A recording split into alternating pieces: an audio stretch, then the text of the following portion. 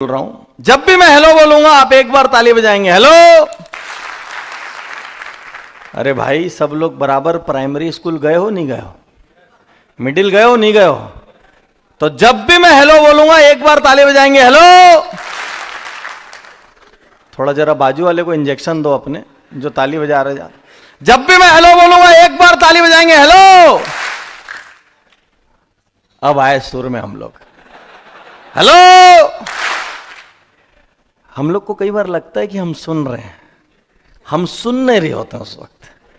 आपको मालूम है, स्कूल में हम में से हर आदमी को पढ़ना सिखाया गया। क ख ग घ पढ़ो, ABCD पढ़ो, सिखाया गया नहीं सिखाया गया? लिखना सिखाया गया, उस पर नंबर भी रहता था, सही हुआ तो इतना नंबर, गलत हुआ चलो 1 2 3 4 लिखो, ABCD लिखो। बोलना भी सिखाया गया, वाइवा दो, ओरल करो, चलो बोल के दिखाओ। पुराने जमाने के एक भी स्कूल में सुनना नहीं सिखाया गया। किसी स्कूल में सुनना सिखाया गया? इसीलिए बेटा बोलता है पिताजी नहीं सुनते, पत्नी बोलती ये नहीं सुनते, ये बोलते हैं वो नहीं सुनती। अरे सुनेंगे कैसे? सुनना किसी ने सिखाया ही नहीं आज तक। बोलना सिखाया, लिखना सिखाया, पढ़ना सिखाया, सुनना सिखाया नहीं, इसीलिए कोई किसी की सुनता नहीं। और सुन लेवे तो 90% समस्या वहीं हल हो जाए। हमारे जमाने में किसी को साइकेट्री की ब्रांच मिल जाती, साइकेट्री समझ गया ना, पागलों वाली भाई। तो साइकेट्री की ब्रांच मिल जाती थी, तो वो लड़का सिर पीट पीट के रोता था। डॉक्टर, अरे यार बोले पागलों की ब्रांच मिल गई। मेरे को घर वाले बोलते हैं तू पागलों का डॉक्टर है।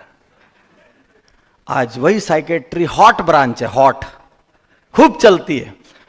और कभी आप सोचना कि आप जाके आते हो साइकेट्रिस्ट के पास और कितना रिलैक्स हो जाते हो। वो क्या करता है मालूम है? कुछ नहीं करता, खाली आपकी सुनता है। आप बोलते रहते मेरे साथ ऐसा हुआ है, वो बोलते अच्छा, ओ बहुत बुरी बात है। फिर तो अरे सच,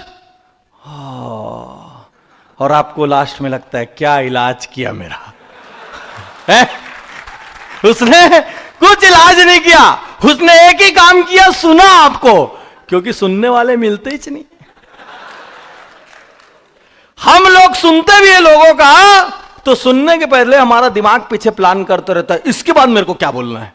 हम अपना बोलने की तैयारी में कभी कभी तो उसको पूरा भी नहीं बोलने देते, बीच में अपना बोल देते कि तू रुक, समझ गया हूं मैं। कई बार हम क्या बोलते, तू रुक भाई, तू क्या बोलने वाला है लॉन्ग में, उसको मैं समझ गया हूं शॉर्ट में, और ऐसा ऐसा है। कई बार हम दो लोग आपस में हाथ मिलाते हैं, एक आदमी अपना परिचय देता है, दूसरा आदमी अपना परिचय देता है, थोड़ी देर बाद जाते हैं, कोई दूसरा पूछता है क्या नाम था उसका, कुछ बताया तो था यार। होता है कि नहीं होता ऐसा? क्योंकि वो अपना बताने में मशगूल था, आप अपना बताने में मशगूल थे, निपट गए दोनों के दो। तो भाई जब मैं बोला एक बार, तो कोई भी आदमी एक पे ध्यान ही नहीं दे रहा था। हेलो, तो पूरी तरीके से 100% उपस्थित होकर सुनना, यहां अभी जैसा सुन रहे हो, ठीक है? तो सबसे पहले हमको खुद को यह समझाना है कि हम आम आदमी नहीं है, हम VIP हैं, हम इज्जतदार हैं, हम मूल्यवान हैं। ऊपर वाले के पास इतनी फुर्सत नहीं है कि कचरा बना के धरती पे भेज देवे, बहुत बिजी आदमी है वो। अपने आप को ऑर्डिनरी मत समझिए, ठीक है? आज आप ऑर्डिनरी होंगे, आज आपकी आय हो सकता है ज्यादा नहीं हो, आज आपका सम्मान ज्यादा नहीं हो, प्रसिद्धि ज्यादा नहीं हो, इस बात से कोई फर्क नहीं पड़ता कि आज आप कहां हैं। सिर्फ एक बात महत्वपूर्ण है कि कल आप कहां पहुंचना चाहते हैं। सिर्फ एक बात महत्वपूर्ण है कि कल आप कहां पहुंचना चाहते हैं। तो मेरे दोस्त, सबसे पहले अपनी आपकी इज्जत करना शुरू करो।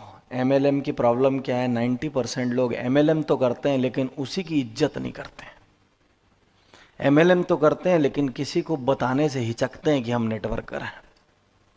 जहां भी मौका मिलता है बात गोल कर जाते हैं। सबसे पहले अपने आप की इज्जत करो, अपने काम का सम्मान करो। गरीबों के जैसे नेटवर्किंग मत करो। मैं एक बार एक प्लेन से आ रहा था, मेरे बाजू में एक लड़का बैठा था,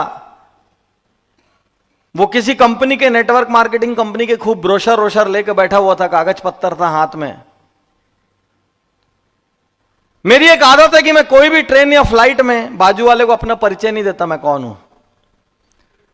क्योंकि यदि मैं परिचय दे दूंगा तो उसके बाद वो पूरा रास्ता मेरे से अपनी जिंदगी के सवाल पूछते रहेगा। मैं एकदम साधारण मरा कुटा गरीब आदमी बन जाता हूं और उससे पूछता रहता हूं आप कौन है, आप क्या करते हैं। तो हम लोग जब 2-4 घंटे 8-10 घंटे की यात्रा करके निकलते हैं तो वो मेरे से कुछ नहीं पा पाता, मैं उससे सब कुछ पा लेता हूं अगली बार लेक्चर में बांटने के लिए। बात समझ गए? तो मैं उस लड़के से पूछा आप क्या करते हैं? बोलता है सॉरी बॉस मैं बहुत बिजी हूं, 15 मिनट बाद बात करूं चलेगा? अरे मैं बोला ये तो पहला मिला दमदार नेटवर्कर, नहीं तो नेटवर्कर तो देखता रहता रास्ता कब कोई मुस्कुराए और मैं प्लान दिखा दूं उतने में।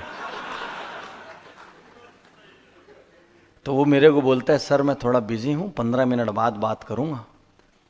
15 मिनट हो गया भाई, फिर मेरी तरफ पलटता है यस सर पूरे 15 मिनट हो गए बताइए। मैं बोला नहीं मैं तो पूछ रहा था, छोटा सा प्रश्न था, आप क्या करते हैं? बोलते हैं सर आप टाइम पास के लिए पूछ रहे कि सीरियसली जानना चाहते हैं? मैं बोला ये मिला गजब आदमी। मैंने बोला नहीं यार अब अपन दोनों 1.5 घंटे साथ हैं फ्लाइट में तो बात कर लेते हैं। तो कहता है मुझसे नहीं सर क्या है कि मेरे पास अभी मैंने फ्लाइट में क्या करना है ये मैं सोच के रखा था पहले, यदि आप मेरे से सिर्फ टाइम पास करोगे सर मैं तो अपना काम कर नहीं पाऊंगा, तो सीरियस हो तो बताता हूं सर। मैं बोला आप क्या करते हो? कुछ नहीं सर मैं लोगों को करोड़पति बनाने का काम करता हूं। ओए तेरी, मैं बोला फिर मैं आपको बता रहा हूं दोस्तों अगले 20-25 मिनट आधा घंटा उसने मेरे से जैसी बात की, यदि मैंने अपने आप से वादा करके न रखा होता तो आप यकीन मानिए मैं फ्लाइट में उतरने के पहले उसको ज्वाइनिंग का चेक दे देता। इतना दमदार आदमी था। मेरे को पहली बार समझ आया बॉस इज्जत से भी किया जा सकता है। हम जो बहुत निवेदन गरीबी, हम सामने वाले के पास जाने के पहले खुद ही भीतर से मरे हुए रहते, क्या बोलेगा, मजाक तो नहीं उड़ा देगा, भगा तो नहीं देगा, अपमान तो नहीं कर देगा। सबसे पहले साथियों आज के दिन की शुरुआत हमको इससे करनी है कि हम बहुत शक्तिशाली हैं, हम बहुत वीआईपी हैं। अगले 2-2.5 घंटे में मैं जो कहानियां आपसे बांटूंगा, जो मैं टिप्स आपको बताऊंगा, मैं आपको बताना चाहता हूं कि इस वक्त आज की डेट में नेटवर्किंग करने से अच्छा टाइम इसके पहले इतिहास में नहीं आया। क्यों नहीं आया? क्यों आने वाले 3 साल नेटवर्किंग के लिए सुनहरे हैं। आपने भी बीच में सुना होगा कई कंपनियां भाग गई, कई बंद हो गई, सुना कि नहीं सुना? क्यों वो आपके लिए बहुत हितकारी है? क्यों जो लोग बोलते हैं कि एमएलएम खराब है वो बेवकूफ है? मैं आपको एक एक तर्क से बताऊंगा कि आने वाला हर बिजनेस की एक साइकिल होती है जिसमें वो पीक पे पहुंचता है और उस वक्त जो भी उस साइकिल का हिस्सा रहते हैं वो खूब पैसा बनाते हैं। ये बिजनेस की साइकिल अभी शुरू होने वाली है और आप सबसे सही टाइम पे इस गाड़ी में सवार हैं। कैसे ये मैं बताऊंगा। मेरे को मालूम है देश में क्या बदल रहा है, मेरे को मालूम है कि आने वाले 3 साल क्यों सबसे गोल्डन है, मेरे को मालूम है कि नहीं बोलने जैसी कोई बात ही नहीं होती है एमएलएम में। एक एक चीज अगली थोड़ी देर में मैं आपसे बांटूंगा। उसके पहले मैं आपको एक छोटा सा वीडियो दिखाता हूं। तैयार हैं? At age 8 I thought that I should commit suicide. Why? Because I didn't have hope.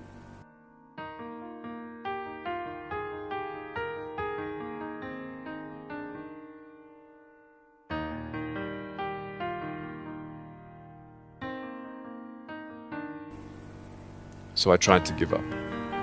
At age 10, tried to drown myself in 6 inches or 15 centimeters of water. In my home, I told my dad I just wanted to relax. But really, I wanted to end my life. I had enough.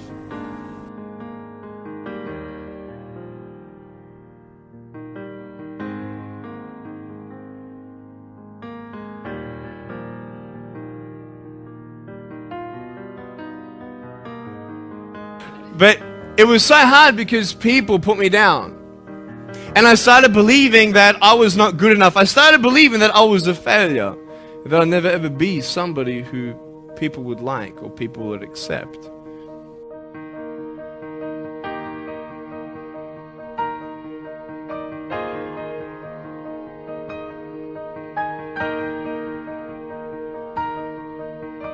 I couldn't change my circumstance.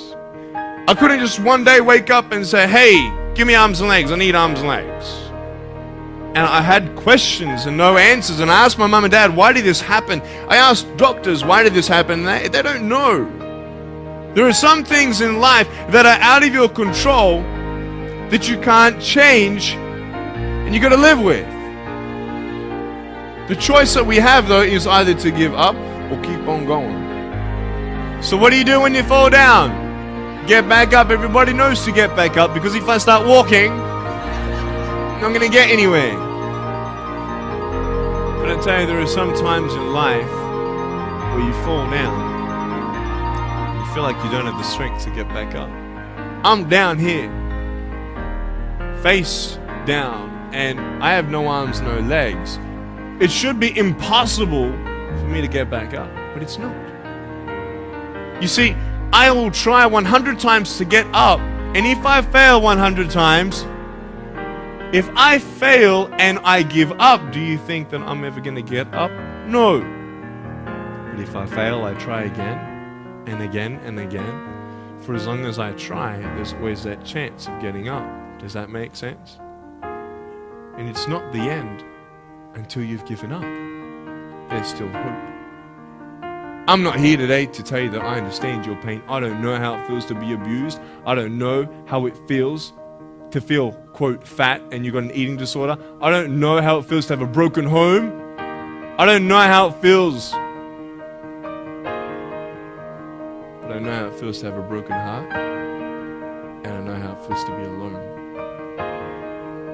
But I just want you to know that it's not the end. It matters how you're going to finish. Are you going to finish strong?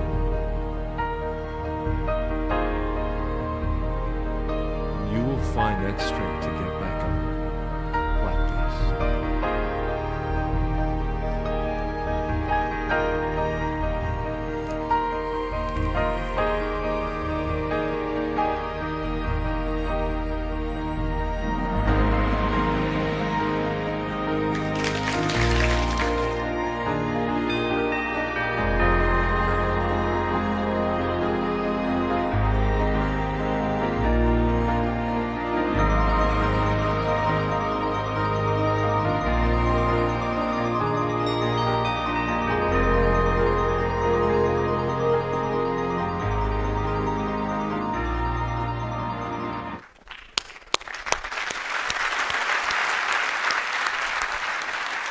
इस आदमी की कहानी सुनना हमको बहुत जरूरी है, क्योंकि मैं यदि मानता हूं कि यदि नेटवर्क मार्केटिंग करने वाले लोग, एमएलएम करने वाले लोग यदि खुद को बहुत पावरफुल और वीआईपी समझने लग जाएं, तो दुनिया की कोई ताकत नहीं रोक सकती है। यह बच्चा जब पैदा हुआ तो इसके दोनों हाथ और दोनों पैर की जगह मछली के जैसे छोटे छोटे पंख थे। जिस देश में पैदा हुआ उस देश में इच्छा मृत्यु, यूथनेसिया की परमिशन थी। इसके माँ बाप ने कोर्ट में अर्जी लगाई कि हमारे बच्चे को हमारे रहते तक तो हम संभाल लेंगे, इसके बाद कौन संभालेगा, इसके लिए हमको हमारे बच्चे की मृत्यु की इजाजत दी जाए। सोचो किसी माँ बाप को कितनी पीड़ा होगी उसके बच्चे को बोले कि मृत्यु देने के लिए। कोर्ट ने बच्चे का परीक्षण किया और कोर्ट ने पाया कि ठीक है, बच्चे के हाथ और पैर नहीं है, लेकिन बच्चा दिमाग से पूरा मजबूत है। तो कोर्ट ने मृत्यु की अनुमति देने से मना कर दिया। जब ये बच्चा बड़ा हुआ तो इसको पता चला कि इसके माँ बाप ने इसके लिए बचपन में मृत्यु मांगी थी। अब यहां पे दो प्रकार की सोच हो सकती थी। एक सोच ये कि अपने माँ बाप के प्रति घृणा से भर जाता कि मेरे को मारना चाहा, और दूसरी सोच ये कि कितना ज्यादा दर्द होगा मेरे माता पिता को मेरे इस तरीके से पैदा होने पे, जिसकी वजह से उनको मृत्यु तक मांगना पड़ गया मेरे लिए। इसने अपने आप से वादा किया कि एक दिन मैं कुछ ऐसा बन के दिखाऊंगा कि मेरे माँ बाप को मेरे ऊपर मेरे पैदा होने पे अफसोस नहीं, गर्व होगा। और आज ये दुनिया के सबसे ज्यादा महंगे 10 मोटिवेशनल स्पीकर्स में से एक है और नाम है निक वुजिक।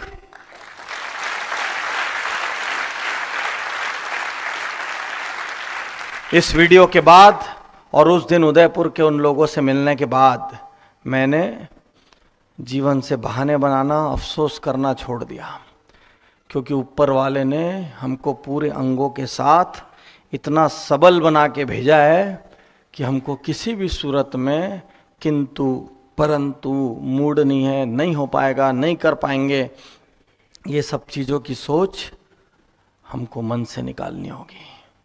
साथियों, अभी हम बात करेंगे तर्कों से एक एक चीज की, और अगला 2 घंटा मैं आपसे वादा करता हूं ये आपके जीवन के सबसे बेहतरीन घंटे बना के जाऊंगा मैं। साथियों, हम सब सोचते हैं, राइट? सोचते हैं कि नहीं सोचते? मैं हमेशा सोचता हूं ऊपर वाले ने 2 काम गड़बड़ किया। हेलो, पहला, उसने मुस्कुराहट पे टैक्स नहीं लगाया। हम सब जानते हैं मुस्कुराने से संबंध बनते, राइट?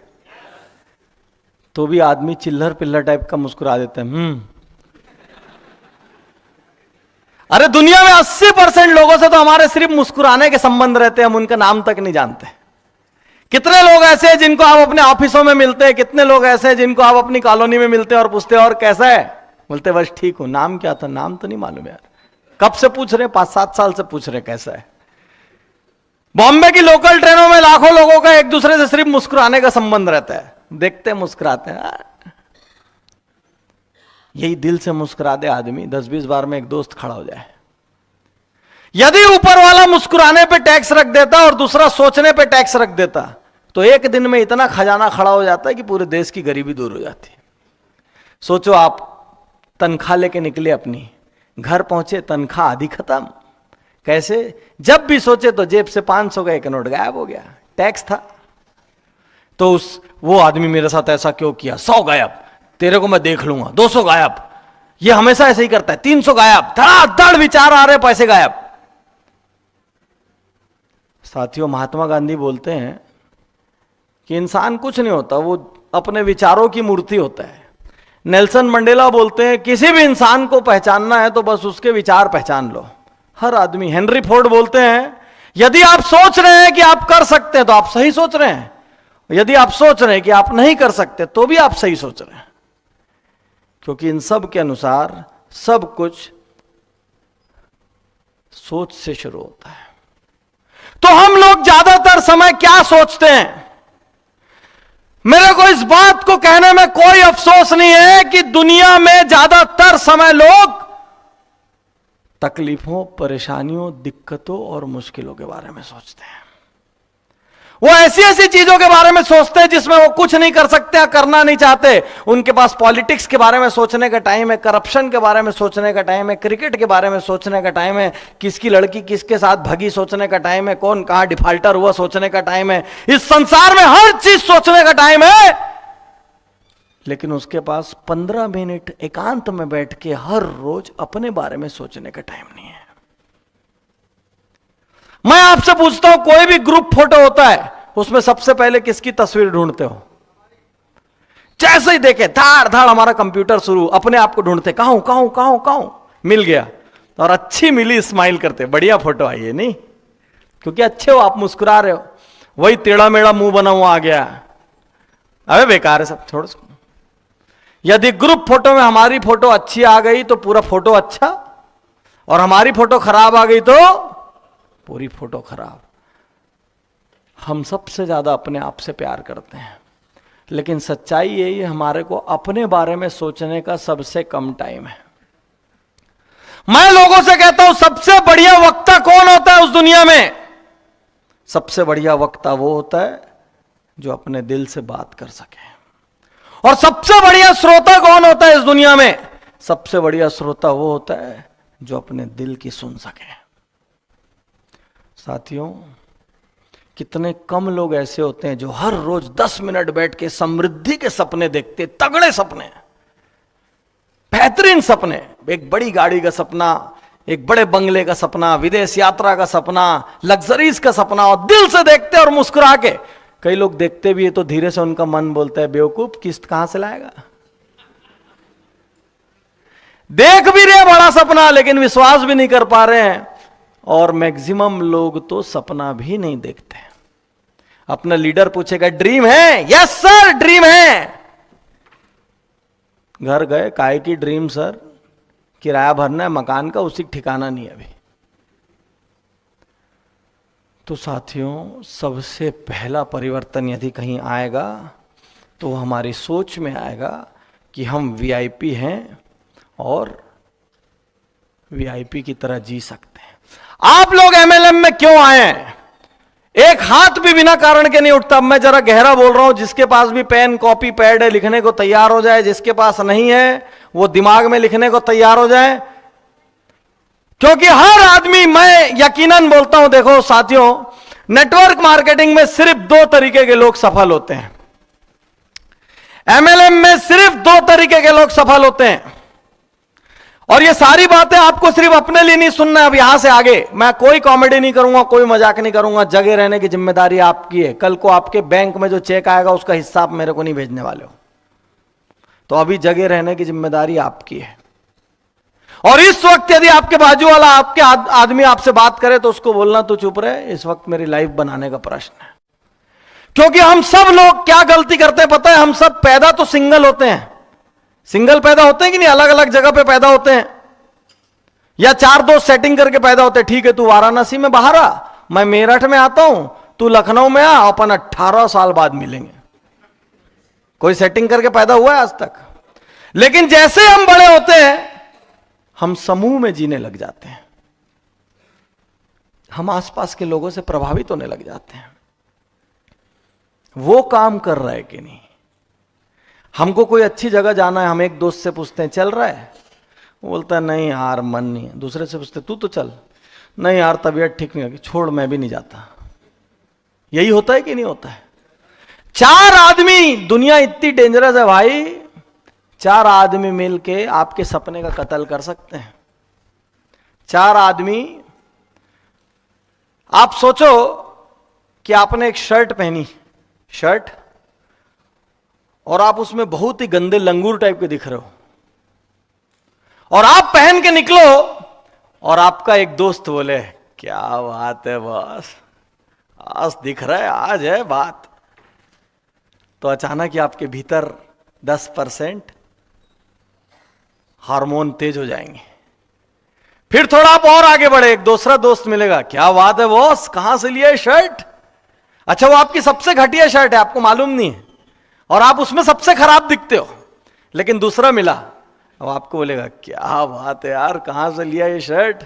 फिर तीसरा मिला, वो बोल रहा है सुन यार, मेरे को कल तक तू ऐसी एक शर्ट दिलाएगा ना, नहीं दिलाया तो मैं तेरी ले लूंगा। फिर चौथा मिला, ये हुई ना बात, अब दिखा। यकीन करो उसके बाद आप हर बड़ी पार्टी में वही वाली शर्ट पहने में नजर आओगे। राइट कि रॉन्ग? यानी 4 लोग मिलके आपका भविष्य बना सकते हैं, 4 लोग मिलके आपका भविष्य बिगाड़ भी सकते हैं। लेकिन दुनिया में बनाने वालों की तादाद उंगलियों पे रह गई है, बिगाड़ने वालों की तादाद बोरों में हो गई है। हमारा एक रिश्तेदार था जो इतना खराब डांस करता था कि यदि डांस करने पे मौत की सजा होती तो सबसे पहले उसी को मिलती। इतना खराब डांसर था वो, 6-7 टांग थी उसकी, सीधे भी नहीं खड़ा हो पाता था, और उसको सारे रिश्तेदारों ने मिलकर चढ़ा दिया। अरे क्या नाचता यार, कसम से तेरे को देखो तो ऐसा लगता है देखते ही रहो। और एक आध जोश में आ जाए, जा उसको बोल के आ, तू डांस डायरेक्टर बन सकता है, बोल के आ। फिर एक दूसरा जाता था, सुन यार मेरे को लगता है तेरे को ना डांस डायरेक्टर बनना चाहिए, तो एक बार बॉम्बे क्यों नहीं ट्राई करता? धीरे धीरे उसको इतना कॉन्फिडेंस हो गया भीतर से कि हर परिवार की शादी और महिला संगीत में सबसे पहला वही नाचता हुआ नजर आता है। और जब वो नाचता है तो नीचे कूद कूद के हंसते हैं लोग, लेकिन कोई उसको उसकी सच्चाई नहीं बताता, और वो सबसे बड़ा मजाक का पात्र है। तो लोग, समूह इतनी डेंजरस चीज है कि 10 लोग मिलके आपके सबसे बड़े सपने का कत्ल कर सकते हैं। 10 लोग मिलके आपको एक नकारात्मक और नेगेटिव आदमी बना सकते हैं। अरे कई लोग की तो नेगेटिविटी में इतनी मास्टरी होती है कि उनके पास आप बड़े से बड़ा प्लान लेके जाओ, उनके पास स्पेशल अल्लाह की दी हुई कैंची होती है। वो आपके उतने बड़े प्लान को इतने टुकड़े में काटते, इतने टुकड़े में काटेंगे, इतने टुकड़े में काटेंगे कि पूरी दुनिया वाले मिल के भी उसको जोड़ नहीं पाएंगे, और आपको लगेगा इससे घटिया प्लान इस धरती पे हो ही नहीं सकता था। आप याद करिए जितने भी लोगों ने एमएलएम शुरू किया था और आज जो ऊंचे पद पे पहुंच गए, डायमंड बन गए, एमराल्ड बन गए, जब वो शुरू किया था उन्होंने, तो उनके परिवार वाले तक भरोसा नहीं करते थे और बोलते थे पागल हो गया है, नौकरी छोड़ रहा है, ये कर रहा है, वो कर रहा है, लोग हंसी मजाक उड़ाते थे। वो जाके किसी को कार का सपना दिखाता था, सामने वाला क्या बोलता था, अबे पहले खुद ले ले। और जब उनके पास कार आ गई, उनका घर बन गया, तो यही लोग क्या बोलते, मैं तो जानता था एक दिन ये कुछ बनेगा। दुनिया गिरगिट होती है, गिरगिट। चढ़ते सूरज को हर आदमी सलाम करता है, इसलिए सलाम पाने का एक ही रास्ता है, चढ़ जाओ, बीच का कोई रास्ता नहीं है। सिर्फ दो प्रकार के लोग एमएलएम में सफल हो सकते हैं, सिर्फ दो। और यदि आपके पास ये दोनों कारण नहीं है तो आप छोड़ दो बिजनेस। पहले वो लोग जिनकी आज की आय कम है और उससे उनकी जिंदगी में बहुत तकलीफें, गुजारा नहीं हो पा रहा है, और वो एक एक्स्ट्रा इनकम का सोर्स ढूंढ रहे हैं, वो लोग सफल हो सकते हैं। जिनकी आज की आय कम है, उनको मालूम है आय अचानक बढ़ेगी भी नहीं, और वो एक एक्स्ट्रा इनकम का सोर्स ढूंढ रहे हैं। और दूसरे वो लोग जिनकी आय आज ठीक है, लेकिन उनके सपने इतने बड़े हैं कि उनकी आय उनके सपनों को पुरा नहीं पाएगी। यदि आपके पास कोई सपना नहीं है भैया, तो यहां टाइम वेस्ट मत करो। ये बिना सपने वालों की जगह नहीं है। जिसके नीचे आग नहीं लगी होती वो कभी ऊपर नहीं जाता। दुनिया में हर चीज जो ऊपर जाती है पीछे आग लगने से जाती है। रॉकेट से लेके मिसाइल तक कुछ भी देख लो आप, सामने आग लगाओगे लेट जाएगा आदमी वहीं।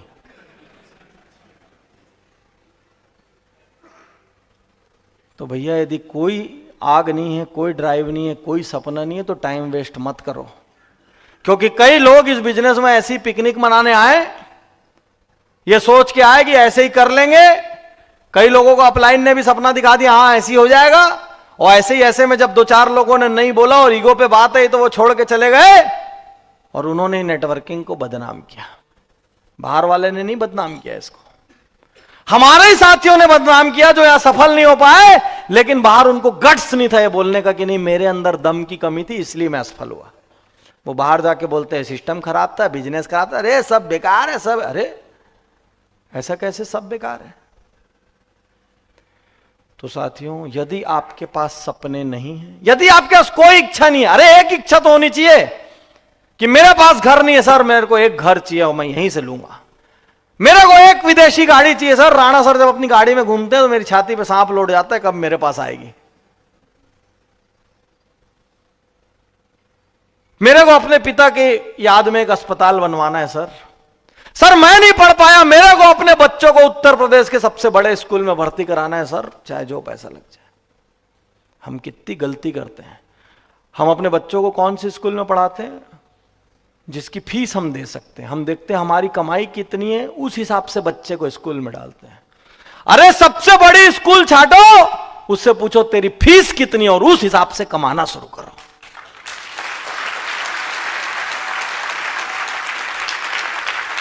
क्या उल्टा काम करते हो साला?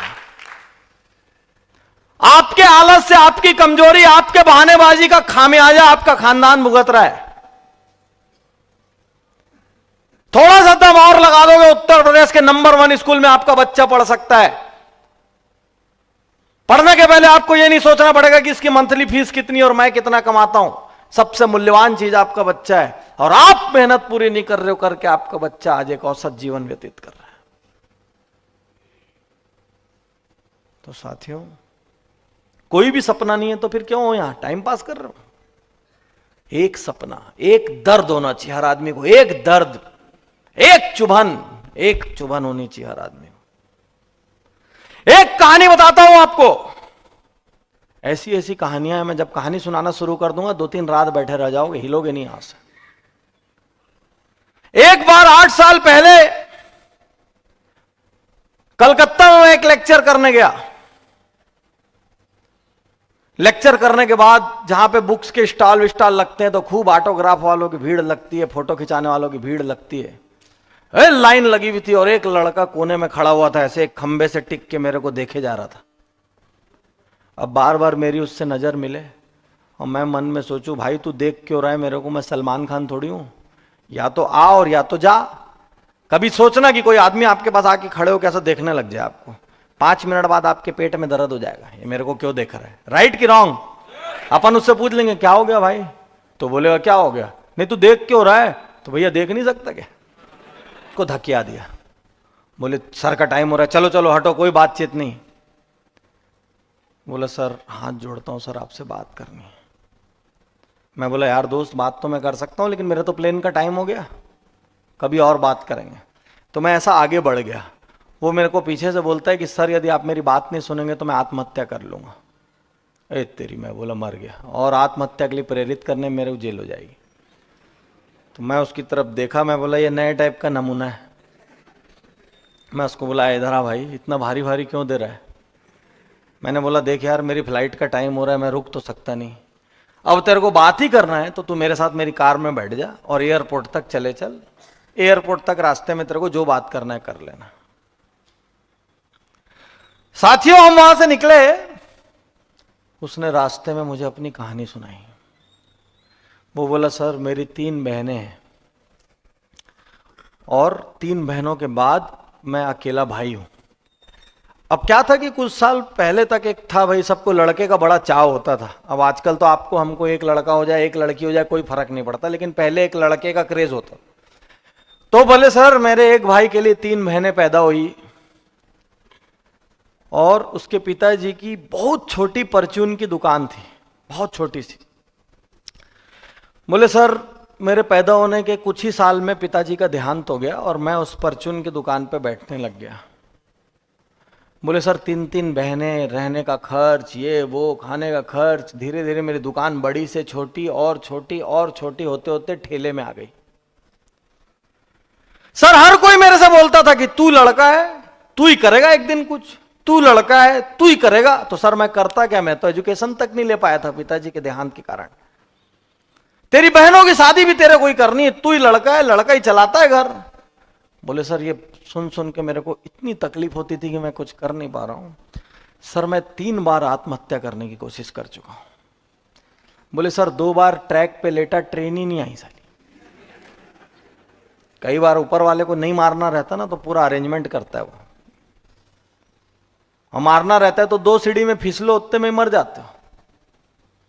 तो बोले सर 2 बार ट्रैक पे लेटा, ट्रेन नहीं आई, और एक बार सर लास्ट में मेरे को घर वालों का चेहरा याद आ गया, मैं लौट आया। तो मैं बोला ये सब तो ठीक है भाई, मेरे से क्या चाहते हो। बोले सर कोई मंत्र दे दो। मैं मन में सोचा मंत्र होता तो मैं बिल गेट्स या धीरू भाई अंबानी नहीं बन जाता। मैं बोला यार मंत्र क्या दे दूं। अब एयरपोर्ट एकदम पास आ चुका है। वो बोला सर हर पल मेरे मन में आत्महत्या का ख्याल आता है, हर पल। अब एयरपोर्ट पास आ गया, मेरे पास उसको बोलने के लिए कुछ भी नहीं था। मैं कार से उतरा, मैं दुआ कर रहा था जल्दी जल्दी एयरपोर्ट के अंदर घुस के बचूं इससे। निकलते निकलते बोलता है सर मैं बहुत उम्मीद लेके आया था सर आपके पास, सर हाथ जोड़ता हूं सर कुछ बता दो। एकदम रियल स्टोरी बता रहा हूं, और मैं आपको बता रहा हूं मैं धीरू भाई अंबानी तो स्टीव जॉब्स इस टाइप की स्टोरी नहीं सुनाता, क्योंकि ऐसी स्टोरी में कुछ पूछना होगा तो पूछने के लिए उनसे मिलने के लिए ऊपर जाना पड़ेगा, और वो तो 1 वे है, नीचे नहीं आ सकते। तो मैं सब जिंदा स्टोरी सुनाता हूं ताकि आप वो सब आदमी से मिल सको, बात कर सको। तो उसने जब मुझसे ऐसा कहा तो मैं लास्ट में कुछ 2-4 लाइन बोल के चला आया। मैं आपको बता रहा हूं मेरे हिसाब से कोई वो गुरु मंत्र या बड़ा मंत्र नहीं था, जो मेरी सामान्य बुद्धि ने बोला। मैंने वो 2-4 लाइनें बोली और बोल के चला आया। ठीक 9 साल बाद मैं वापस उसी शहर में पहुंचा। मैं उस घटना को पूरी तरीके से भूल चुका था, मुझे बिल्कुल याद नहीं था कि ऐसी कोई घटना हुई है। एयरपोर्ट पे पहुंचा, मुझे लेने के लिए 3-4 गाड़ियां आई थी। एक गाड़ी में मैं बैठा, साइंस सिटी ऑडिटोरियम, बड़ा ऑडिटोरियम है, उसमें मेरा प्रोग्राम था। एक गाड़ी में मैं बैठा, बढ़िया गाड़ी थी, चमचमाती हुई, सफेद रंग की। बैठने के बाद एक ड्राइवर था वर्दी में, और सामने एक लड़का बैठा था। लड़का मतलब आदमी बैठा था।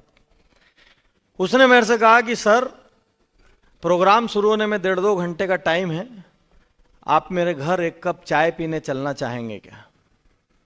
तो मैंने बोला आपका घर कहाँ, रास्ते में है क्या। बोले हाँ सर रास्ते में। मैं बोला ठीक है चलते हैं। घर गया, अरे बढ़िया सुंदर बंगला, 2-3 गाड़ी खड़ी हुई थी। अंदर जाके देखता हूँ तो मेरी फोटो लगी हुई और उसमें माला टंगी थी। जो आगे बैठ के आया था, मैंने बात नहीं की उस वक्त रास्ते में, तो बोले सर आप अभी तक मेरे को नहीं पहचाने क्या? मैं बोला नहीं। अरे बोले सर मैं वही तो हूं जो आत्महत्या करने जा रहा था। और मैं बोला ये घर किसका है? बोले सर मेरा। मैं बोला गाड़ियां किसकी? बोले सर मेरी। मैं बोला तुम्हारी तो बहनें थी ना? बोले सर सबकी बड़े बड़े घर में शादी हो गई। फिर मेरे को क्या बोलता है, सर मैंने पिताजी के नाम से एक गांव में भवन बनवाया है, और सर आजकल गांव के अधिकांश कार्यक्रम में मैं ही मुख्य अतिथि रहता हूं।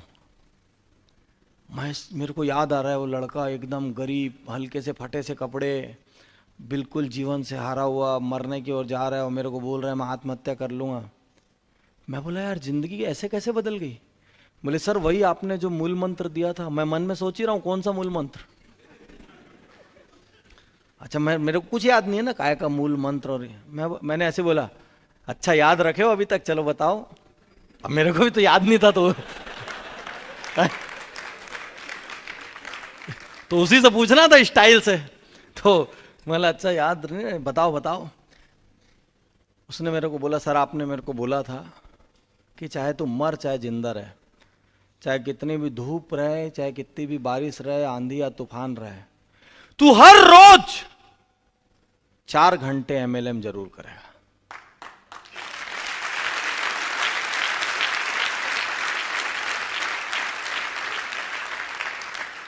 और बोले सर आपने मेरे को यह भी कहा था कि कोई भी 2 टॉप लीडर को छांट लेना और उनकी फोटोकॉपी बन जाना। वो कैसे खड़े होते हैं, कैसे चलते हैं, कैसे बात करते हैं, कैसे स्टाइल है उनकी, कैसे बोलते हैं, क्या करते हैं, कुछ मत करना, बस फोटोकॉपी बन जाना। बोले सर मैं 2 टॉप लीडर को छांट के वो गिलास कैसे उठाते मैं देखता था, मैं घर जाके वैसे ही गिलास उठाने की प्रैक्टिस करता, इतना फोटोकॉपी कर गया था। और ये सच कहानी मेरी अगली बुक का हिस्सा है कि सिर्फ 4 घंटा मैंने उसको बोला तू अपना ठेला सुबह 2 घंटे देर से लगा और रात को 2 घंटे पहले उठा, चाहे जो कर, लेकिन 4 घंटा 100%, उसमें 1 मिनट का भी डिस्काउंट नहीं होना चाहिए, 1 मिनट की भी कटौती या समर्पण में कमी नहीं होनी चाहिए। सिर्फ 4 घंटा पर डे करते ही बोलता है सर 1 साल के अंदर ही मेरे को इतनी कमाई आगे आने लग गई कि मेरे को लोग नेगेटिव बोलते थे तो कोई फर्क नहीं पड़ता था। 2 साल बाद के भीतर मेरे घर में एक बाइक खड़ी हो चुकी थी, मेरी लाइफ स्टाइल चेंज हो चुकी, तो वैसे ही लोग मेरे को देख के इंस्पायर होने लग गए थे। सर 3रे साल के एंड तक मैंने एक कार ले ली, मेरा पूरा मोहल्ला हिल गया, मेरे पास ज्वाइन करने वालों की लाइन लग गई थी। उसकी मां मुझसे कहती है बोले सर कभी कभी इसकी तबीयत बहुत खराब हो जाती थी, तो जैसे ये उस दिन 1 ही घंटा कर पाया तो सर अगले दिन 4 और 3 7 घंटे करता था।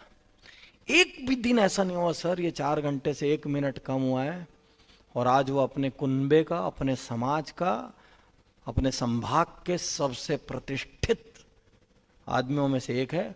और मैं उसको पहचान इसलिए नहीं पाया क्योंकि साले की पैसा आने के बाद ना स्टाइल बदल गई थी।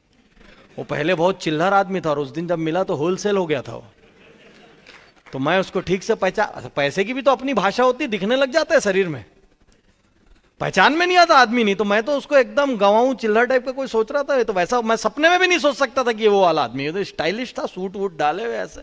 कितने लोग बताओ MLM में आने के बाद शादी के दिन को छोड़ के अगली बार सूट MLM में ही पहने? कितने लोग ईमानदारी से हाथ उठाओ जिन्होंने शादी के बाद पहली बार सूट MLM में पहना? कितने लोग ऐसे थे जिनको टाई लगाना MLM में आने के बाद आया? ईमानदारी से हाथ उठाओ, देखो हाथ की तादाद। नहीं तो रुको, नहीं तो शुरू में एक स्पेशलिस्ट होता था टाई लगाने वाला, और सारे लोग उसके पास खड़े रहते थे, भाई मेरी भी बांध देना, भाई मेरी भी बांध देना, उसकी डिमांड रहती थी। राइट कि रॉन्ग? सब लोग घर से जेब में टाई रख के निकलते थे क्योंकि हिम्मत नहीं थी टाई बांधने की। मोहल्ले वाले हंसेंगे तो क्या बोलेंगे, शर्म आती थी नहीं आती थी? हर आदमी इसी प्रक्रिया से गुजरता है, इसमें कोई अनोखी और अनूठी बात नहीं है। लेकिन जब वो एक आम लड़का 5वीं फेल 2 साल के भीतर सिर्फ 4 घंटे पर डे MLM करके अपने परिवार का भाग्य बदल सकता है, तो क्या हम और आप नहीं बदल सकते? साथियों, ऐसी सैकड़ों कहानियां मेरे पास है जो आपके भीतर आग लगा सकती है, क्योंकि आप में से अधिकांश लोग उससे अच्छे हैं। यहां पे अभी पूछूंगा 5वीं फेल कितने लोग हैं, तो बहुत कम निकलेंगे। साथियों, बड़ा सपना देखो, और एक दर्द होना चाहिए, कहीं कुछ करने का दर्द, कोई एक चुभन, कोई एक अपमान, एक चीज होनी चाहिए। उसके बिना कोई आदमी तरक्की नहीं करता। और यदि कुछ भी नहीं है तो भाई पिकनिक मत मनाओ, निकलो यहां से, क्योंकि आप एक अकेले आदमी पूरे सिस्टम को डुबा दोगे। एक बाल्टी पानी को रंगीन करने के लिए एक बाल्टी रंग की जरूरत होती है कि एक बूंद रंग की? तो एक आदमी भी पूरा सिस्टम डुबा सकता है।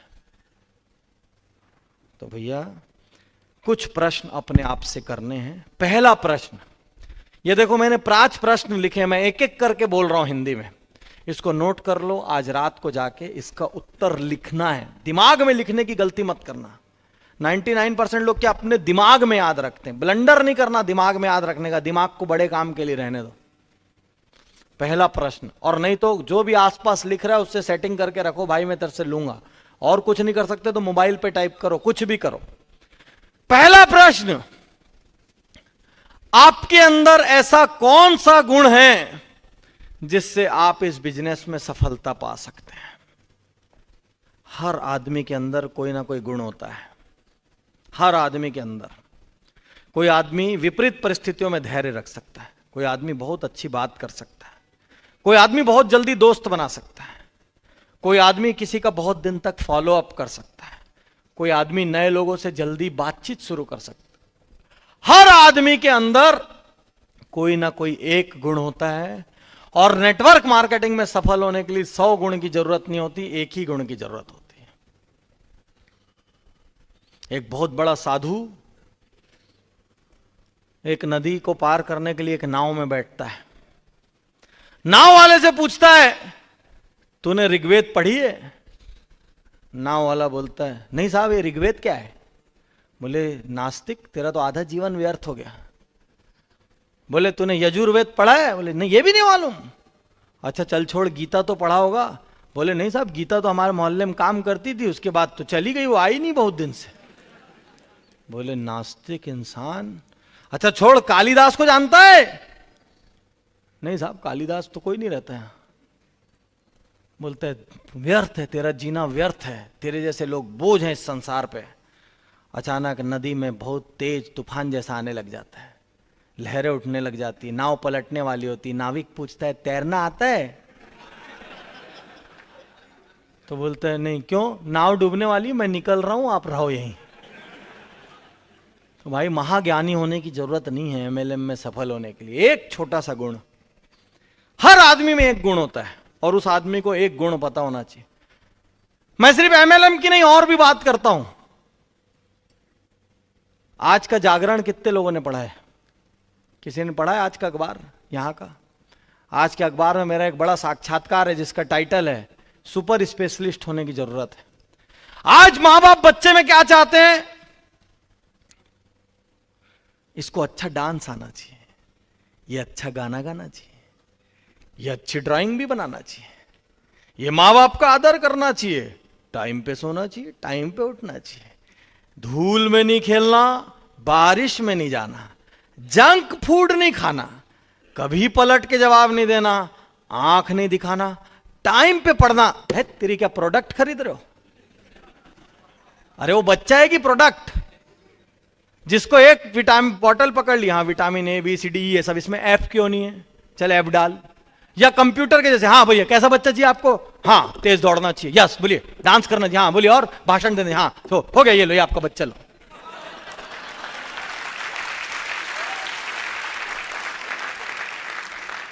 अरे भैया 100 गुण होने की कोई जरूरत ही नहीं। क्यों चाहिए 100 गुण?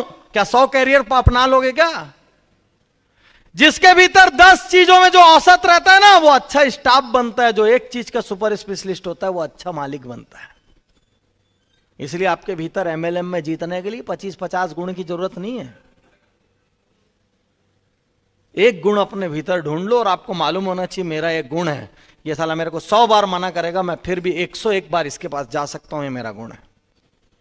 ये कितना भी बोल ले, मैं अपने दिल पे नहीं लूंगा, मुस्कुराता रहूंगा, ये मेरा गुण है। हालांकि अनजान शहर में छोड़ दो, मैं 20 दोस्त बना लूंगा, ये मेरा गुण है। एक गुण मालूम होना चाहिए आपको अपना बस, और वो गुण हमेशा याद होना चाहिए कि मेरा ये एक गुण है। एक गुण पे गंगा पार लग जाती है। तो पहला प्रश्न, आपके भीतर ऐसा कौन सा गुण है जिससे आप इस बिजनेस में सफलता पा सकेंगे? प्रश्न स्पष्ट है? दूसरा प्रश्न, आप इस बिजनेस से क्या पाना चाहते हैं? यदि आपको नहीं मालूम आप क्या पाना चाहते हैं तो आप टाइम वेस्ट कर रहे हैं। कई लोग क्या बोलते हैं, सर मैं बड़ा आदमी बनना चाहता हूं। जा घुटने का ऑपरेशन करा ले, 1 इंच लंबाई बढ़ जाएगी, बड़ा हो जाएगा तू।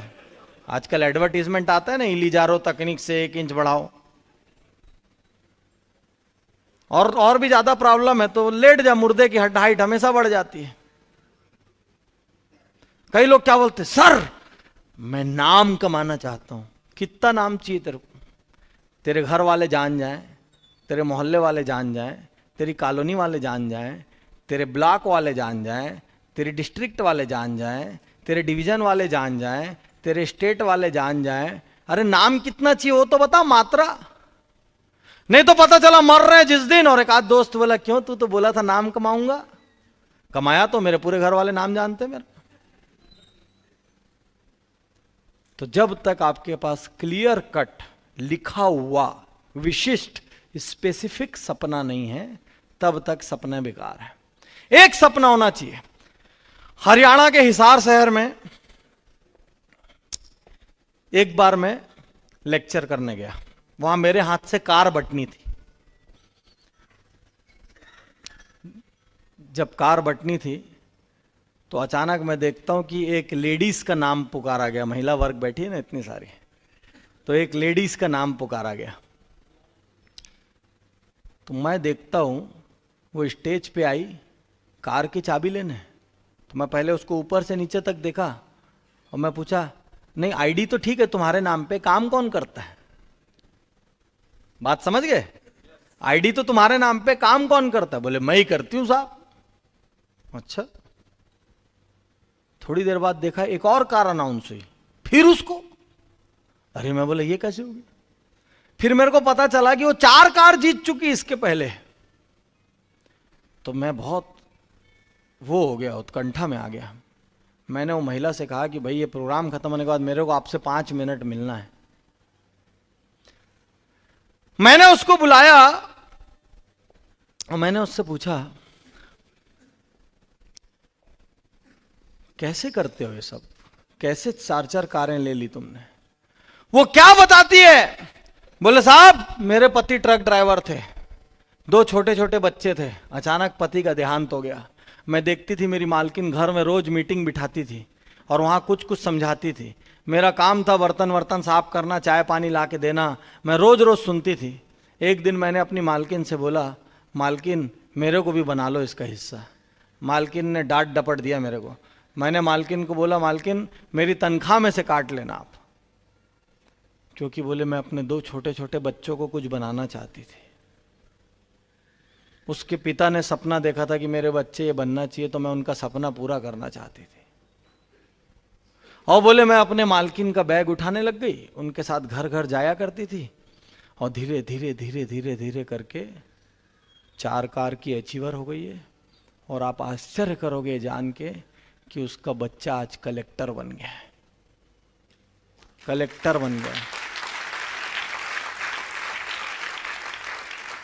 ऐसे सैकड़ों सच्ची कहानियों को मैंने अपनी आगे वाली बुक में सिर्फ कहानियां ही दी है। तो साथियों, एक चीज पता होनी चाहिए आपको कि आप इस बिजनेस से क्या पाना चाहते हो। प्रश्न 3, क्या आप 100% मेहनत कर रहे हो? यदि कोई दूसरा आदमी आपको आके बोल देगा ना, अरे तू मेहनत नहीं करता, काम चोर है, आप उससे मारपीट कर लोगे। लेकिन आपके भीतर का सच आप जानते हो कि आप 100% मेहनत कर रहे हो कि नहीं कर रहे हो। क्या आप 100% मेहनत कर रहे हो? यह प्रश्न आपको अपने आप से करना है। चौथा प्रश्न, आपके सामने प्रमुख बाधा क्या है? कौन सी ऐसी चीज है जो आपको रोक रही है? कौन सी प्रमुख बाधा है? एक बार बाधा तो पता चले, सर ये दिक्कत है, इस कारण मैं सफल नहीं हो पा रहा हूं, फिर उसका हल ढूंढना। पहले बाधा तो पता चले, पूछो तो सही कौन सी ऐसी बाधा है। अरे यहां आए हो तो कोई ना कोई कारण से आए हो, आपको बता रहा हूं, कोई ना कोई सपना तो है, कोई ना कोई कमी, कोई ना कोई तकलीफ है जिसकी वजह से आप यहां आए हो। एमएलएम में कोई आदमी ऐसे ही नहीं चला आता, और आता है तो छटनी होकर जल्दी बाहर चले जाता है।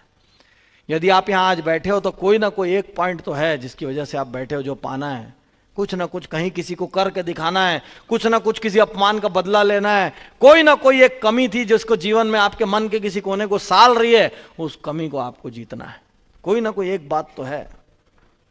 पूछो अपने आप से कौन सी प्रमुख बाधा है जो मेरे को रोक रही है। बाधा ही नहीं पता चलेगी तो हल कहां से निकालोगे।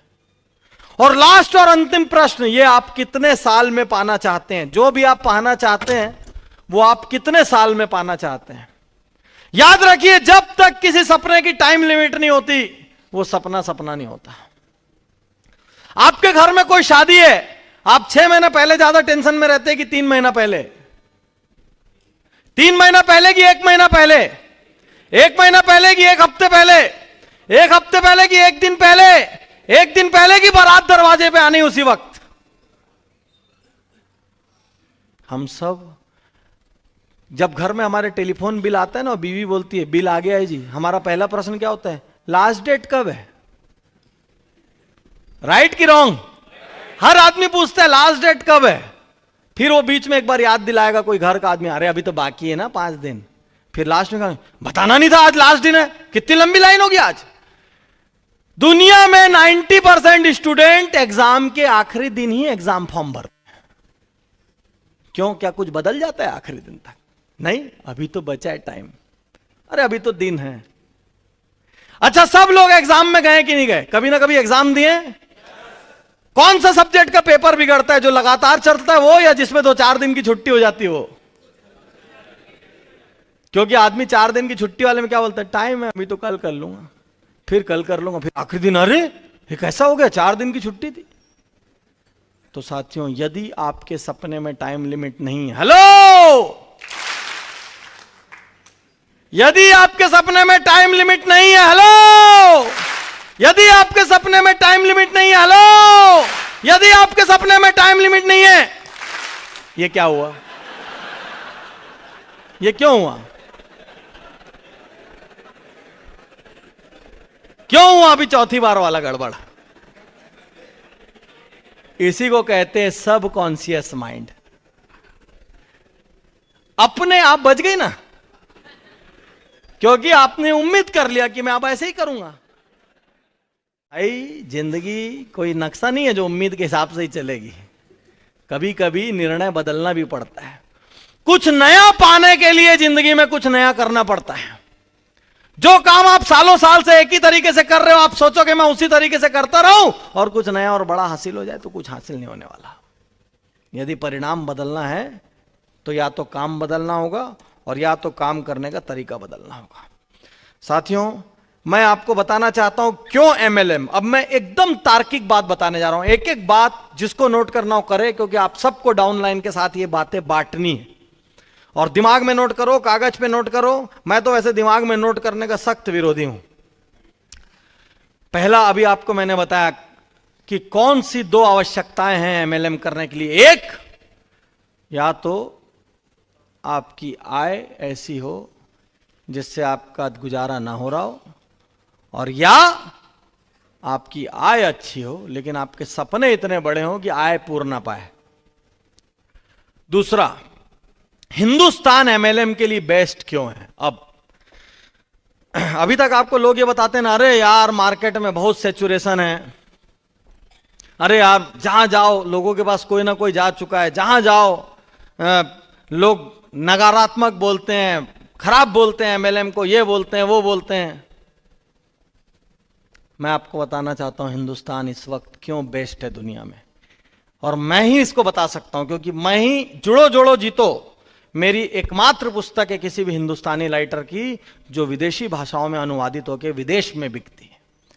जितने भी लोग पुराने समय से एमएलएम कर रहे हैं, आप सब याद करिए, आपने अभी तक विदेशी लेखकों की पुस्तकें भारतीय भाषाओं में अनुवाद की भी पढ़ी थी।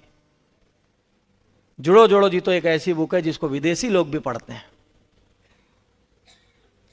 एक बार मैं मलेशिया में एक ट्रेनिंग प्रोग्राम ले रहा था।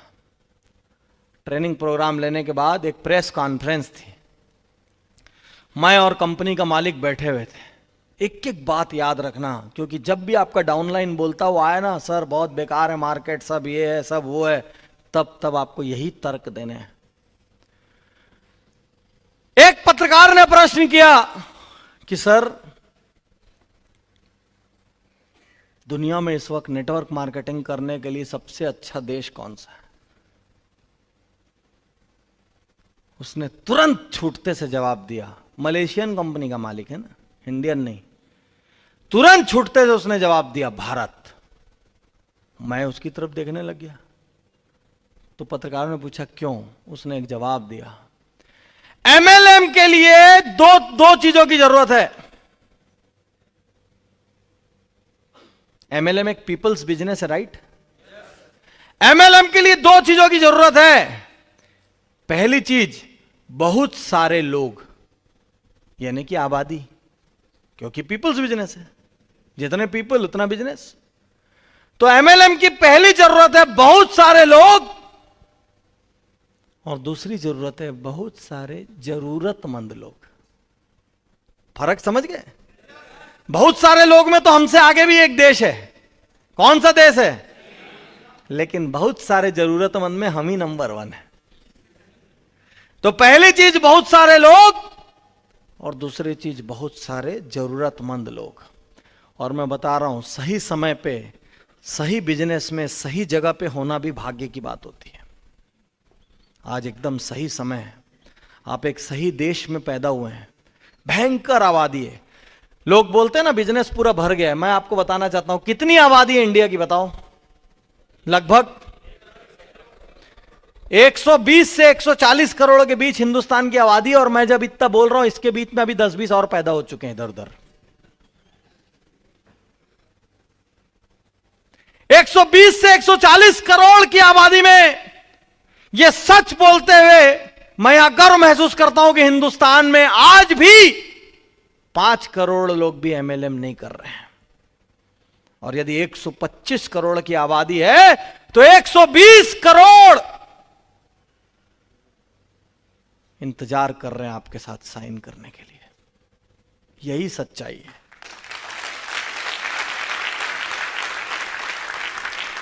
तो साथियों, सच्चाई यह है कि मुश्किल से 5 करोड़, अरे आपकी अपनी डाउनलाइन देख लेना, बोलने को 20,000 होगी, 20,000 डाउनलाइन में 2,000 लोग भी एक्टिव नहीं होंगे।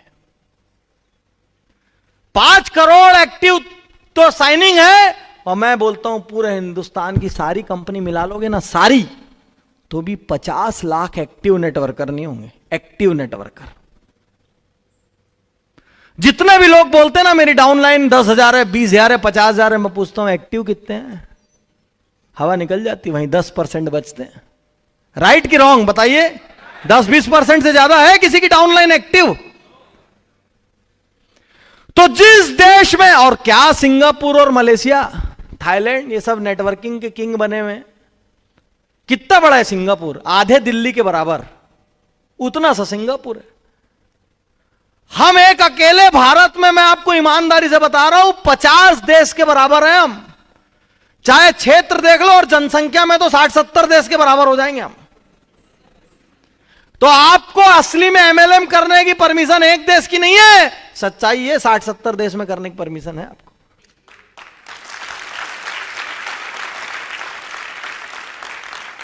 कई बार हम क्या, प्रॉब्लम है, प्रॉब्लम है, प्रॉब्लम है, प्रॉब्लम है बोल बोल के प्रॉब्लम को इतना बड़ा कर देते। अरे क्या प्रॉब्लम है? कहां से आ जाएगी प्रॉब्लम? जब जिस देश में साइन ही 5 करोड़ लोग किए हुए हैं, 100 करोड़ खाली बैठे, तो प्रॉब्लम कहां से आ जाएगी?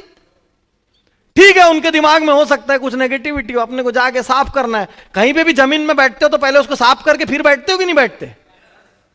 ऐसा थोड़ी है कि हम जिंदगी भर बैठेंगे नहीं क्योंकि सब तरफ जमीन गंदी है। बस उसके दिमाग का कचरा साफ करना है, वहां पे अपना एक तो साइनिंग बिठानी, इतना ही तो करना है। तो साथियों, इंडिया इस वक्त एमएलएम में बेस्ट है और आप एक राइट बिजनेस अपॉर्चुनिटी का हिस्सा है। तीसरी चीज, आने वाला दिन एमएलएम के लिए क्यों बढ़िया है? अभी बीते दिनों बहुत प्रॉब्लम हुई एमएलएम में, बहुत सारी कंपनियां बंद हुई कि नहीं हुई? एक से एक हमने घटनाएं और दुर्घटनाएं सुनी। बहुत अच्छा हुआ, बहुत अच्छा हुआ। साला कीचड़ छट गया, खरपतवार छट गई, थोड़ी बहुत बाकी है, वो अभी नए नियम आ रहे हैं, उसमें छट जाएगी। क्योंकि उसको इतना मजा आता है ना बात करने में।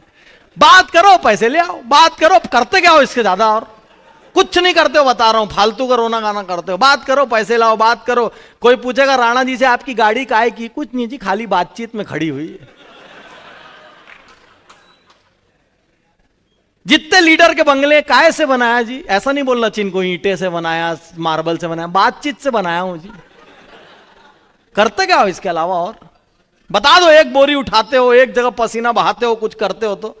जहां भी जाते हो केवल बात करते हो। तो आने वाला समय एमएलएम के लिए बहुत अच्छा है। नए नियम आ रहे हैं, फालतू के ग्रोथ प्लान बंद होंगे, ग्रीडी प्लान बंद होंगे, सारे लालच वाले प्लान निपट जाएंगे। थोड़ा वक्त भर है, मैं बता रहा हूं, अंदर की बात बता रहा हूं, ऑफिशियल बात बता रहा हूं आपको। सारे लालच वाले प्लान निपट जाएंगे। और मैं बता रहा हूं, लोगों को ना नेटवर्क कंपनियां धोखा नहीं देती, सच्चाई ये वो खुद को धोखा देते हैं। अभी आपके पास कोई कंपनियां और बोले आप मेरे को 10,000 लगाओ और मैं हर महीने आपको 10,000 दूंगी, उसके बाद आप लगा देते हो, तो कंपनी बेवकूफ है कि आपने लालच में लगाया 10,000। आपको भली भांति मालूम है कि हिंदुस्तान का बैंक जब साल में 8% ब्याज देता है, तो कौन सी माई की लाल कंपनी ऐसी आ जाएगी जो महीने का 20% से 100% के बीच रिटर्न दे देगी? साल का 200% दे देगी, एक साल में पैसा डबल कर लेगी।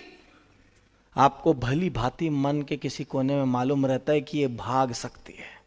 आप अपने आप को क्या बोलते हो? थोड़े दिन बाद भागेगी, तब तक तो अपन अपना निकाल लेंगे। और आप ही का लेके भाग जाती, क्योंकि आप निकाल नहीं पाते, वापिस री इन्वेस्ट हो जाते हो। तो जो भी आदमी मर रहा है वो अपने लालच में मर रहा है। भाई आप यदि बेवकूफ हो तो बनाने के लिए तो दुनिया तैयार है। आप यदि बेवकूफ हो तो बनाने के लिए तो दुनिया तैयार है ना। इसमें दुनिया की क्या गलती है? गलती तो आपकी, आप बेवकूफ हो। अच्छा, आप बेवकूफ भी नहीं हो, एक्चुअली आप डेढ़ होशियार हो। बेवकूफ तो वो होता है जिसको पता नहीं रहता कि ऐसी कंपनी भाग जाती है। हर पैसा लगाने वाले आदमी को पता रहता है भागेगी, ये हकीकत है। लेकिन उसके आंख पे ऐसा लालच का पर्दा पड़ जाता है ना, उसको नजर आना बंद हो जाता है। वो और अपने अकेला नहीं मरता, वो 4, 5, 10, 20 नाते रिश्तेदार को लेके, कुनबे को लेके मरता है। पूरा ढूंढते रहता है किसका पीपीएफ खाली हो, किसका प्रोविडेंट फंड से वो पैसा लेके निकले और पूरा का पूरा लगवा दूं इसी में। हर आदमी को मालूम रहता है कहां गलत। लेकिन वो समय समाप्त होने वाला है। हम बहुत अच्छे ऑर्गेनाइज्ड नेटवर्क में प्रवेश करने जा रहे हैं, जहां पे अच्छी कंपनियों के लिए जगह रहेगी। उन कंपनियों के लिए जगह रहेगी डाइवर्सिफाइड, जिनके 3-4 प्रकार के प्रोडक्ट हैं। सारे अंडे एक टोकरी में रखो, टोकरी गिरती तो अंडे पूरे के पूरे एक साथ फूट जाते हैं। बोलते हैं ना कहावत, सारे अंडे एक टोकरी में मत रखो। अब इसमें शाकाहारी आदमी बोलेगा सर मैं क्या करूं, मैं तो अंडा खाते ही नहीं हूं। तो जिनके डाइवर्सिफाइड प्रोडक्ट हैं, विभिन्न क्षेत्रों के प्रोडक्ट हैं, वो कंपनियां सरवाइव करेगी। और क्यों एमएलएम को एक सीरियस बिजनेस? आज तक आपको लोगों ने ये बोला है ना, एमएलएम एक पारंपरिक बिजनेस से अलग है, यही बोला है ना, ट्रेडिशनल बिजनेस से अलग है। मेरा तो पूरा सिद्धांत ही उल्टा है भाई। मैं तो बोलता हूं आपको एमएलएम ट्रेडिशनल बिजनेस की तरह करना चाहिए। अब कैसे करना चाहिए ये मैं अभी बताने जा रहा हूं। आप कितने भी पुराने लीडर हो, नए लीडर हो, इससे कोई फर्क नहीं पड़ता। खुद को एजुकेट, क्योंकि इस बिजनेस में इन्वेस्टमेंट ही क्या है टूल्स को छोड़ के? आप बताओ क्या इन्वेस्टमेंट? अरे थोड़ा बहुत पेट्रोल जलाते हो तो हर बिजनेस में जलता है। थोड़ा बहुत चाय नाश्ता करने में खर्चा होता है तो हर बिजनेस में होता है। सिर्फ एक रीढ़ की हड्डी है इस बिजनेस की, सिर्फ एक इन्वेस्टमेंट है, वो tools, books, CDs, tapes, functions. पूरा यकीन करो, हर रोज कितना भी क्यों नहीं जानते हो, फिर भी 25-50 पन्ने एक अच्छी पुस्तक के पढ़ो। अपनी कार में हर वक्त एफएम वगैरह सुनने की जगह कोई बढ़िया मोटिवेशनल एमएलएम की सीडियां लगाओ, ताकि चलती कार में भी एक एजुकेशन की क्लास हो जाए। सिर्फ एक चीज आपको करेगी, वो है शिक्षा के प्रति समर्पण। और कंपनी अभी आज की डेट में एक अच्छी कंपनी होने के मापदंडों पे खरी उतरती है, और आज की डेट में मेरे को आपका भविष्य सुरक्षित हो नजर आ रहा है, और भविष्य सुरक्षित होना भी बहुत खुश होने की बात होती है। चलो खुश होकर तालियां बजाओ थोड़ा।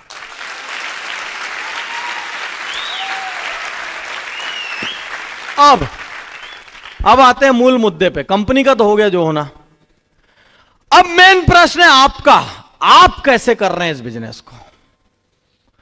तो साथियों, जब तक हमारा अपना सोचने का तरीका एमएलएम के प्रति बेहतर नहीं होगा, जब तक हम खुद सम्मान से इस व्यापार को नहीं करेंगे, तब तक हम इसमें ऊंचे नहीं जा सकते। तो साथियों, सबसे पहले गहराई की बात शुरू कर रहे हैं। अभी तक हमने एमएलएम क्यों अच्छा है, डाउनलाइंस को क्या समझाना, कैसे समझाना है, इस पे बात की। अब हम बात कर रहे हैं हमारे अपने बारे में।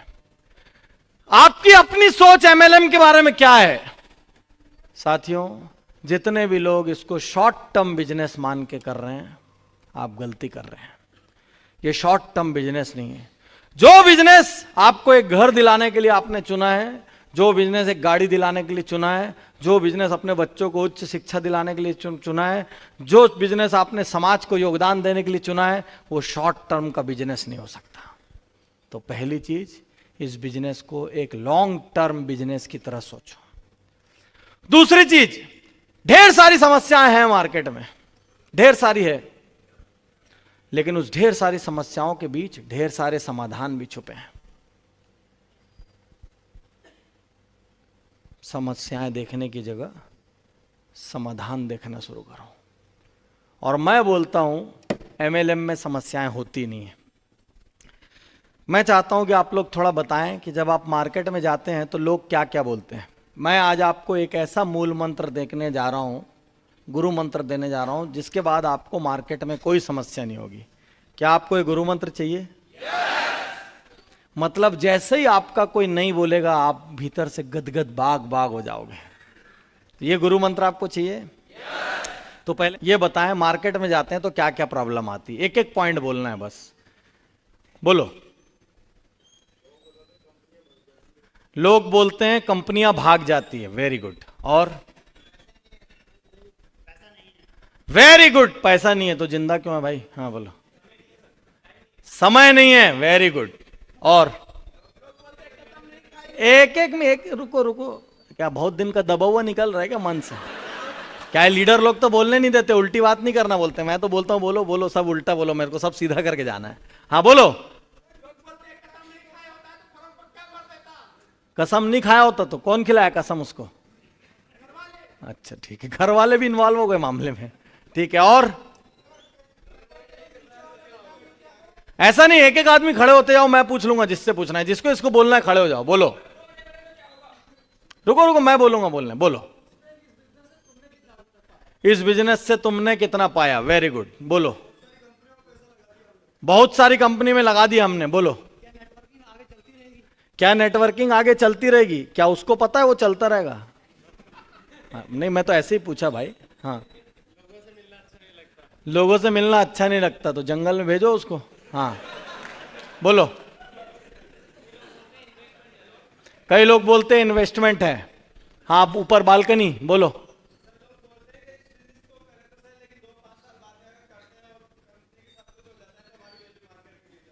दो 5 साल बाद वैल्यू मार्केट में गिर जाती है, वेरी गुड, बोलो। मैं आगे लोगों को नहीं जोड़ सकता, वेरी गुड, बोलो। मैं तो बना लूंगा, उन दोनों ने नहीं बनाया तो, चलो वेरी गुड, बोलो। सोच के बताऊंगा, वेरी गुड, बोलो। है मेरी औकात का बिजनेस नहीं है, मतलब बिजनेस उससे ज्यादा बड़ी औकात का, ऐसा बोल रहा था क्या वो? अच्छा, उल्टा बोल रहा था। हाँ ठीक है, बोलो। हम किसी से कह नहीं सकते, बोलो। पापा से नहीं, वो बीवी से पूछूंगा, बोल रहा होगा असली में, क्योंकि वो बीवी से पूछे बिना सांस भी नहीं ले सकता। बोलो। हाँ, टोपी पहनाने का काम है, मतलब गर्मी के लिए अच्छा है अपना बिजनेस। हाँ बोलो। डाउनलाइन पे काम करना बंद कर दिया तो वेरी गुड। अब कोई 5 लोग और बोल सकते हैं, सिर्फ लास्ट 5 बोलिए। रुको, हैं? नेटवर्क मार्केटिंग करने से रिश्ते बिगड़ जाते हैं। इजी मनी नहीं चाहिए। अरे तेरे को मनी नहीं चाहिए बेटा। हाँ बोलो।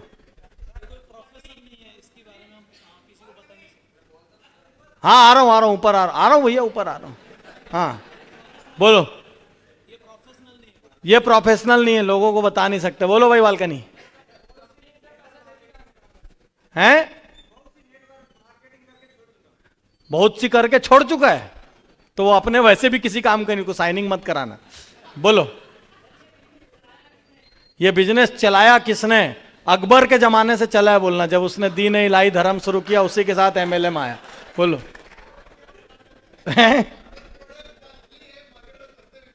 प्रोडक्ट कॉस्टली है, मार्केट में सस्ते मिल सकते हैं। चलो बोलो, जल्दी बोलो, 2-3 लोग और, बस फिनिश। हैं? मेरी इसमें दिलचस्पी नहीं है। वेरी गुड, बोलो। आ रहा हूं ना यार, तुम लोग कैसा करते हो? बालकनी आऊंगा, नीचे लोअर अपर फिर बालकनी। बोलो। पैसे पर्याप्त है, करने की आवश्यकता नहीं। बोलो। तुम तो एक बार बोल चुके हो ना। हाँ बोलो।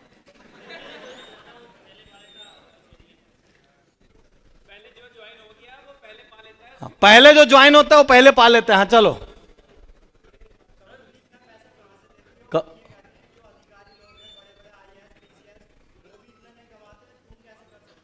कंपनी इतना पैसा कहां से देती? क्या देखो भरा हुआ निकल रहा है लोगों का। वाह वाह। मतलब कुल मिला के बिजनेस बहुत कठिन है। नहीं, मार्केट में जाओ बहुत प्रॉब्लम। सच्चाई बोलो अभी। नो नो नहीं। यदि कठिन नहीं है तो इतना उबल कहां से रहा है कोई? हाँ बोलो। बेवकूफ बनाया जा रहा है। Very good.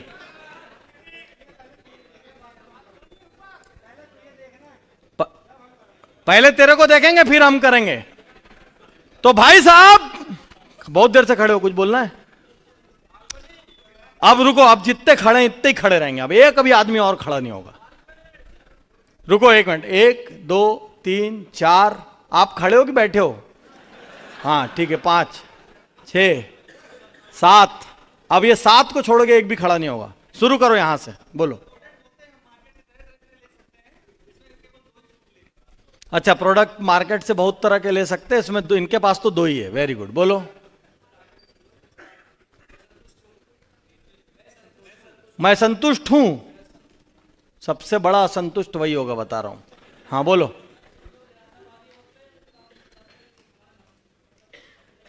क्या बोल रहे हैं? हाँ, निराशा। ऐसा बोल देता है आदमी, मैं निराशावादी हूं, कर नहीं सकता। नहीं यार, ऐसा नहीं मिलता होगा। कहां आदमी स्वीकार करता है अपनी कमजोरी? हाँ चलो, 3 हो गए। बोलो भाई। ये कंपनी और चलेगी, क्या गारंटी? उससे पूछना, तू चलेगा, तेरी क्या गारंटी है? चलो, लेकिन उसका सवाल वाजिब सवाल है, उत्तर दूंगा अभी। बहुत सारी कंपनी कैसे मालूम आपकी सही है? चलो हो गया ना नीचे वाले, अब एक भी नहीं बोलेगा। बोलो बालकनी। ये कंपनी की अर्निंग कहां से हो रही है? हाँ बोलो। और पीछे।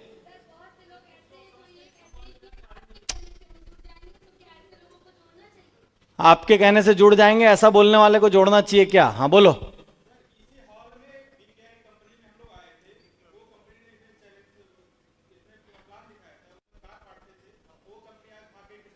अरे समस्या बोलो, मतलब शॉर्ट में यही बोलना चाह रहे हो ना, कंपनी भाग जाएगी। तो विश्वास की कमी है मार्केट में।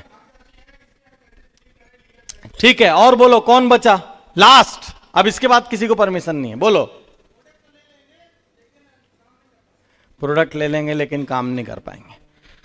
हा, बाप रे बाप, कितने समय का भरा हुआ निकला है बाहर। हैं? लीडर लोग तो बोलने ही नहीं देते, डांट डपाट के चुप कर। बोलना नहीं, बिल्कुल नेगेटिव कभी नहीं बोलना है। तेरी माँ है, तेरा बाप है, बिल्कुल नहीं बोलना। मैं बोलता हूं बोलो बोलो बोलो, निकालो जितना है। यदि कोई आदमी टाइम नहीं है बोल रहा है, तो असली में वो यस बोल रहा है कि नो बोल रहा है? नो। फिर यस बोल रहा है, नो बोल रहा है। यदि कोई बोल रहा है कंपनी भाग जाएगी, तो उसका अल्टीमेट अर्थ क्या है, यस कि नो? यदि कोई बोल रहा है कि कंपनी इतना पैसा कहां से देती है जब आईएएस आईपीएस भी नहीं कमाते, तो यस बोल रहा है कि नो? प्रोडक्ट महंगे हैं तो यस बोल रहा है कि नो? प्रोफेशन अच्छा नहीं है तो यस बोल रहा है कि नो? यदि वो बोल रहा है इज्जतदार बिजनेस नहीं है तो यस बोल रहा है कि नो? कुल मिला के वो नो बोल रहा है, राइट? तो हम इस सार पे सब एग्री हैं कि जो भी आदमी ऐसा बोल रहा है वो आपको नो बोल रहा है। अब मैं आपको एक बात बताता हूं। आप में से जितनी भी बार आप जो आदमी हैं यहां पे, जितनी भी बार आप एक शर्ट देखने गए हैं, क्या हर बार उसको खरीद के आए हैं कि नो भी बोल के आए हैं? जितनी भी बार आप किसी दुकान में घुसे हैं, क्या हर बार खरीद के निकलते हैं कि कई बार बिना खरीदे भी निकलते हैं?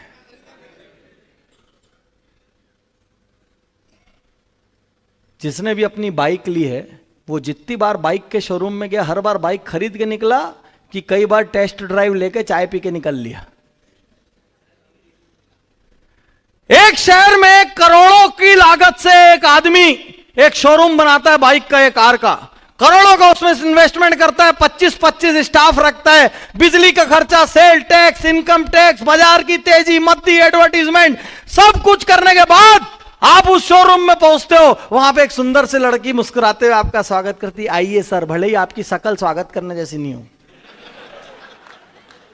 तो भी बोलती आइए सर, बैठिए, क्या लेंगे सर आप? चाय पिलाती है, कॉफी पिलाती है। फिर आप उसी का तेल जला के उसी की बाइक या कार को टेस्ट ड्राइव ले लेते हो। जब आप वहां नो बोल के आ सकते हो तो किसी ने आपको नो बोल दिया, तो ऐसा कौन सा बड़ा काम हो गया?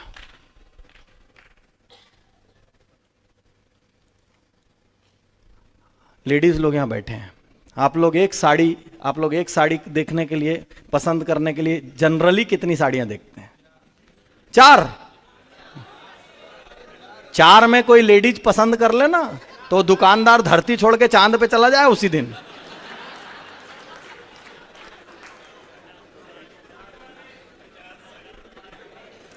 कई बार उसकी जान निकल जाती सेल्समैन की। दुकानदार करोड़ों का स्टॉक करके बैठा है, हजारों साड़ियां रखा हुआ है। बहन जी आइए, बैठिए, बहन जी चाय लेंगी, कॉफी लेंगी? बहन जी चाय कॉफी पी रहे हो, खोले जा रहा है, ये देखिए, ये देखिए, ये देखिए। बहन जी देख रही है, नहीं इसका फूल थोड़ा छोटा है, ये लाइन थोड़ी पतली है, यदि ये ऐसी नहीं ऐसी होती तो, इसकी बॉर्डर ना थोड़ी चौड़ी है, इसका पल्लू जरा अच्छा नहीं है। और उस धीरे धीरे वो पसीने से लथपथ होता चला जा रहा है। लास्ट में उसका पूरा स्टॉक खोल के बिगड़ चुका है। बहन जी अभी भी पूछ रही और कुछ है नया? पूरी जान निकल गई उसकी, उस आदमी की, और जितनी देर उसको बिछाने में नहीं लगा उससे डबल देर 4 स्टाफ मिलके समेटेंगे अभी उसको। और बहन जी चली आई वहां से, आज कुछ मजा नहीं आ रहा है, डिजाइन कुछ मंगाओ लेटेस्ट। साला जान निकाल लिया, वो अपनी 1 करोड़ का माल रखा हुआ है वहां, इनको उसमें भी इनकी पसंद नहीं मिल पा रही है। जब आप 500 साड़ियां देख के 3 घंटे एक सेल्समैन का माथा खा गए, उसके यहां फोगट का चाय कॉफी पी के वो बेचारा बिजली जला रहा है, किराया भर रहा है, स्टाफ को सैलरी दे रहा है, इनकम टैक्स, सेल टैक्स, गुमास्ता, भाई लोग, मेंबरशिप, एसोसिएशन, जाने कितनी जगह का पैसा दे रहा है, ऐसे करोड़ों रुपए खर्चा करने वाले की छाती पे आप उसको नहीं बोल के आ गए। आपको किसी ने नहीं बोल दिया तो कौन सा पहाड़ टूट पड़ा? 8,000 रुपए भर लगा के आप तो ऐसा वरदान चाहते हो कि हमको कोई नो ही ना बोले। आप वो 10 करोड़ के दुकानदार को नो बोल सकते हो। और मजे की बात ये, जिसको आप पीड़ा देते हो वही आपको चाय नाश्ता कराता है। आप कभी कराते हो? किसी ने आपको परेशान नहीं किया। जब आप 10 करोड़, 20 करोड़, 50 करोड़ वाले को मना कर सकते हो, उनकी दुकानों में जाके उन्हीं का चाय नाश्ता करके उन्हीं का तेल जला के वापिस आ सकते हो, 8,000 की ज्वाइनिंग में किसी ने आपको नहीं बोल दिया तो क्या हो गया भाई ऐसा? और सच्चाई में बताऊं, कभी कभी एक कार की शोरूम में एक दिन में 50 आदमी आते हैं, 50 को वो पूरे सम्मान के साथ चाय नाश्ता कराते हैं, 50 में से 25 टेस्ट ड्राइव भी लेते हैं, तो भी कई बार पूरे दिन में एक भी कार नहीं बिकती। अब आपसे मैं सच्चाई से पूछता हूं, यदि आप पूरी ताकत और पूरी समर्पण और पूरी लगन से प्लान दिखाओगे तो 10 में से कितने प्लान में हाँ होगा? हाँ होगा, बताओ। 10 में से 2? पूरी लगन, पूरे समर्पण, पूरी स्टडी रिसर्च से प्लान दिखाओगे तो 10 में से खाली 2 हाँ बोलेंगे। 4 का एवरेज ले लेते हैं, 40%। मतलब आप दुनिया के सबसे ज्यादा बिकने वाले धंधों में से एक हो, जहां पे हर 10 कस्टमर में 4 कस्टमर आपसे खरीदी करता है।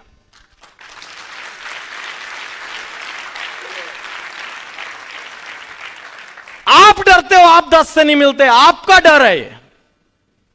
आप एक आदमी के मना कर देने के बाद घर बैठ जाते हो, इतने साल से हमारी दोस्ती थी, मना कर दिया। अरे मेरा कुछ तो ध्यान रखना चाहिए। क्यों रखना चाहिए? फोकट में दे रहे क्या? तो साथियों, सबसे ज्यादा सफल बिजनेस में हो, हर 10 पूरी, और यदि 10 में से 1 या 2 सफल हो रहे हैं ना, मतलब आपके प्लान दिखाने या आपके स्टाइल में कोई गड़बड़ है। किसी सक्सेसफुल अपलाइन से मिलो, अपनी स्टाइल उसको समझाओ और उससे सलाह लो, उसकी फोटोकॉपी करो और उस तरीके से आप प्लान दिखाओ। क्योंकि 10 प्लान में उसको 10 आदमी रखने, उनकी तनख्वाह देना है, दुकान चले नहीं चले उसको बिजली देना है, दुकान चले नहीं चले उसको टैक्स देना है, दुकान चले नहीं चले उसके पास डेड स्टॉक पड़े रहता है, 50 प्रकार की चीजें हैं। आपके पास क्या चीज का खर्चा है उस 8,000 के बाद? खाली बाता बाती करो, पैसा लेके चलो। तो जितना कठिन हमने इस बिजनेस को बोल बोल के बना दिया ना, कठिन है, कठिन है, कठिन है, कठिन है, कठिन है, कठिन है, कठिन है, वो इसलिए कठिन हो गया क्योंकि हम बोलते ज्यादा हैं और करते कम है।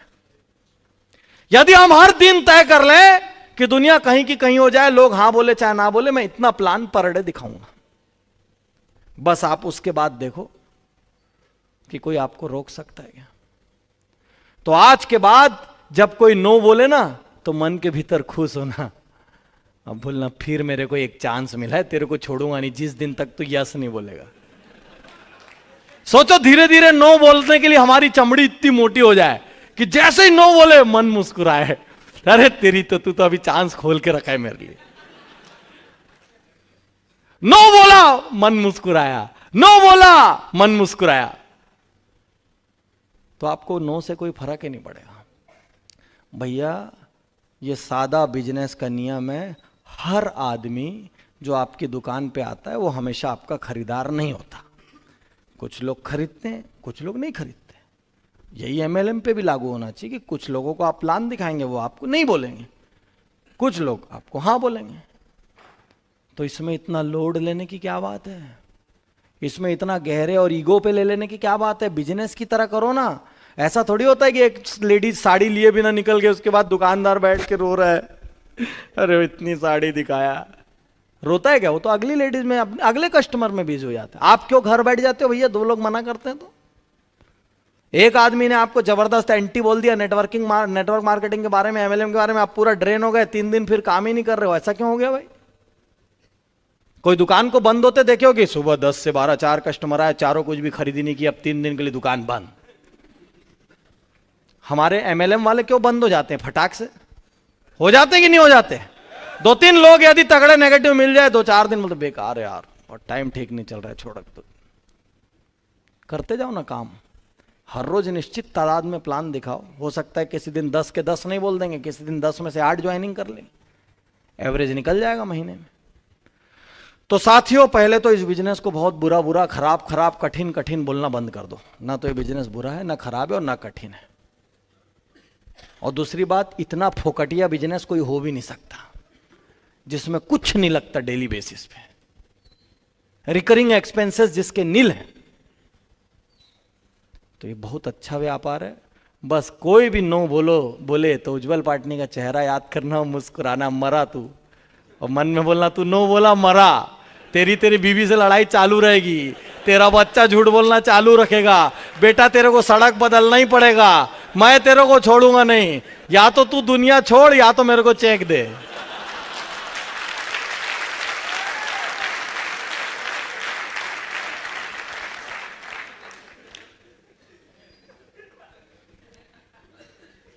तो साथियों, एजुकेशन और नो एजुकेशन, जितने भी लोग बिना शिक्षा के इस बिजनेस को कर रहे हैं, न पुस्तकें पढ़ते हैं, न सीडी सुनते हैं, आपका मोटिवेशन रोज रोज डाउन होगा। रोज रोज मोटिवेट होने के लिए किसी अपलाइन, किसी मोटिवेटर, किसी ट्रेनर के आश्रित मत रहो। जब जब प्रोग्राम होंगे उनसे मोटिवेट हो। बाकी डेली बेसिस पे रोज कुछ अच्छा पढ़ो, कुछ अच्छा सुनो। आप एक जुड़ो जोड़ो जीतो मेरी पुस्तक है, या नेटवर्क मार्केटिंग कितना सच कितना झूठ, ऐसी एक आध पुस्तक को हमेशा अपने बैग में रखो। जब किसी रेलवे क्रॉसिंग में फंसे, जब कोई स्टेशन में बैठे, कहीं भी 15 मिनट की वेटिंग है, उसको व्यर्थ ऐसे ही आसमान ताकने की बजाय पढ़ के 15 मिनट को लर्निंग का सत्र बना लो। माई बिजनेस और डाउनलाइंस बिजनेस, कई लोग इसको अपना बिजनेस या डाउनलाइन का बिजनेस मानते हैं। जो अपना बिजनेस मानते हैं वो पूरी लगन से करते हैं। जो दूसरे का बिजनेस मानते हैं, कई लोग सोचते हैं कोई दूसरा मेरे को बढ़ा देगा, बना देगा। कोई दूसरा बढ़ाता और बनाता नहीं है। तो साथियों, मैं आपको बताना चाहता हूं कि इस बिजनेस में सफलता का प्रतिशत आम बिजनेस जितना ही है। सेकंड, इस बिजनेस को आपको एक पारंपरिक बिजनेस की तरह रोज करना है। आप कभी बताओ, आपके मोहल्ले में एक छोटी सी पान की दुकान है या एक छोटी सी जनरल स्टोर है, क्या थोड़ी बहुत बारिश में वो बंद हो जाता है? भले उसके पास ग्राहक आए नहीं आए, वो रोज निश्चित समय पे जाता है, अगरबत्ती लगाता है, दुकान खोलता है, सफाई करता है, बैठता है और पूरा दिन बैठता है, भले ग्राहक आए चाहे नहीं आए। हम ऐसा क्यों नहीं करते कि रोज निश्चित टाइम, निश्चित घंटे बिजनेस करें? हम इतना मूड पे आश्रित क्यों है कि कभी किए तो 2-4 दिन जोर से कर लिए और कभी नहीं किए तो 15-15 दिन ठंडे पड़े? एक पारंपरिक बिजनेस की तरह। मैं आपको ये नहीं बोलता आप पूरा दिन दो, मैं आपको बोलता हूं 3 घंटा दो दिन में, भले 4 घंटा दो। जिस दिन लगे फुल टाइमर बनना है, फुल टाइमर बन जाओ। लेकिन यदि 4 घंटे भी दे रहे हो तो 100% समर्पण से दो, 100% ताकत से दो, ताकि बाद में, क्योंकि 4 घंटा भी दे रहे हो, ये 4 मिनट भी दे रहे हो तो भी नेटवर्कर होने का तो लेबल लग गया आपके ऊपर। तो अब जब लेबल लगी गया तो पूरा न्याय करो, पूरी ताकत झोंक दो। और इस बात से कोई फर्क नहीं पड़ता कि आज आप किस लेवल पे हो। कई लोग बोलते हैं ना कि जो लोग बाद में आते हैं कुछ नहीं कमाते। कुछ नहीं है। क्या राणा जी के पहले और लोग नहीं थे? क्या इनके अपलाइन के पहले और लोग नहीं थे? सब थे। तो क्या हर किसी के पास BMW है आज? क्यों कुछ ही लोगों के पास है? इन्होंने अपने सैकड़ों अपलाइनों को क्रॉस करके आगे निकल गए। इस बिजनेस की ब्यूटी है। सरकारी नौकरियों की प्रॉब्लम यह होती है कि आप चाहे इतना अच्छा काम कर लो, आपको एक निश्चित समय के बाद ही प्रमोशन मिलता है। इसीलिए वहां थोड़े दिन के बाद टैलेंटेड व्यक्ति भी अपना टैलेंट एक किनारे छोड़ देता है। वो बोलता है छोड़ो, यहां पे अतिरिक्त मेहनत करके भी कुछ हासिल नहीं होता। MLM एक ऐसी जगह है जिसमें आप अतिरिक्त मेहनत और अपनी जान झोंक देते हो, आप 25 अपलाइन को क्रॉस करके आपकी अर्निंग उनके ऊपर जा सकती है। जिसमें जितना दम उतनी उसकी ऊंचाई। एक ही रूल है इसका, जिसमें जितना दम। कोई फर्क नहीं पड़ता आज आप कहां हो, आज आप क्या हो। एक बहुत पुरानी इमारत के हाथे में एक बहुत पुराना पेड़ था। हेलो, एक बहुत पुरानी इमारत के हाथे में एक चिड़िया और एक बंदर रहा करते थे, एक बहुत पुराने पेड़ पे। एक बार उस इमारत में आग लगी। जब आग लगी तो जिसके पास जो साधन था उसने मेहनत करना शुरू किया। जिसके पास मोबाइल फोन था उसने मोबाइल से फायर ब्रिगेड को फोन लगाया। जिसके पास पाइप था उसने पाइप से पानी डाला। जिसके पास ड्रम था उसने ड्रम से पानी डाला। जिसके पास बाल्टी थी उसने बाल्टी से पानी डाला। जिसके पास मग था उसने मग से पानी डाला। हर आदमी अपनी पूरी ताकत से आग बुझाने में लग गया। चिड़िया बंदर से कहती है, बंदर भाई, हम भी इसी इमारत में रहते हैं, हमने इस इमारत का नमक खाया है, हमको भी आग बुझाने के लिए कुछ करना चाहिए।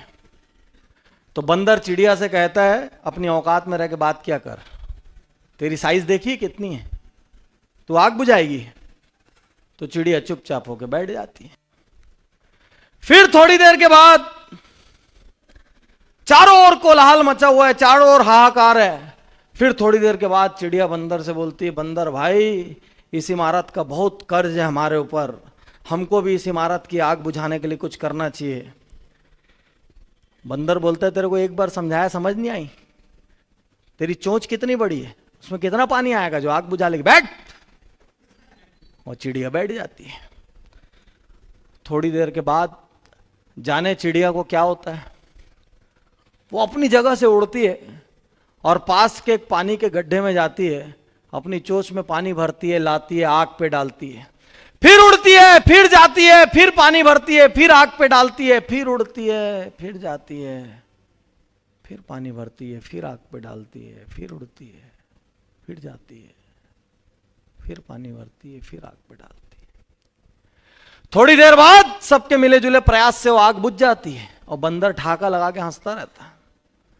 तो चिड़िया पेड़ पे लौटती है और बंदर से बोलती है, क्यों रे बंदर, क्यों हंस रहा था?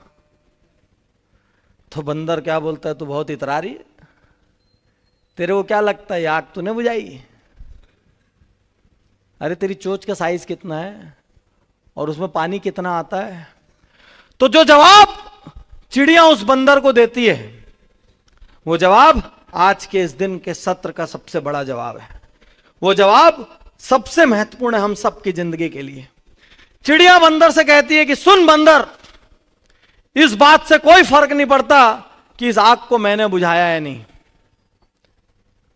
इस बात से भी कोई फर्क नहीं पड़ता कि मेरी चोंच की साइज क्या है, इस बात से भी कोई फर्क नहीं पड़ता कि मेरी चोंच में कितना पानी आता है। फर्क सिर्फ इस बात से पड़ता है कि जिस दिन इस इमारत में आग लगने और बुझने का इतिहास लिखा जाएगा, तेरा नाम किनारे बैठ के हंसने वालों में आएगा और मेरा नाम आग बुझाने वालों में आएगा।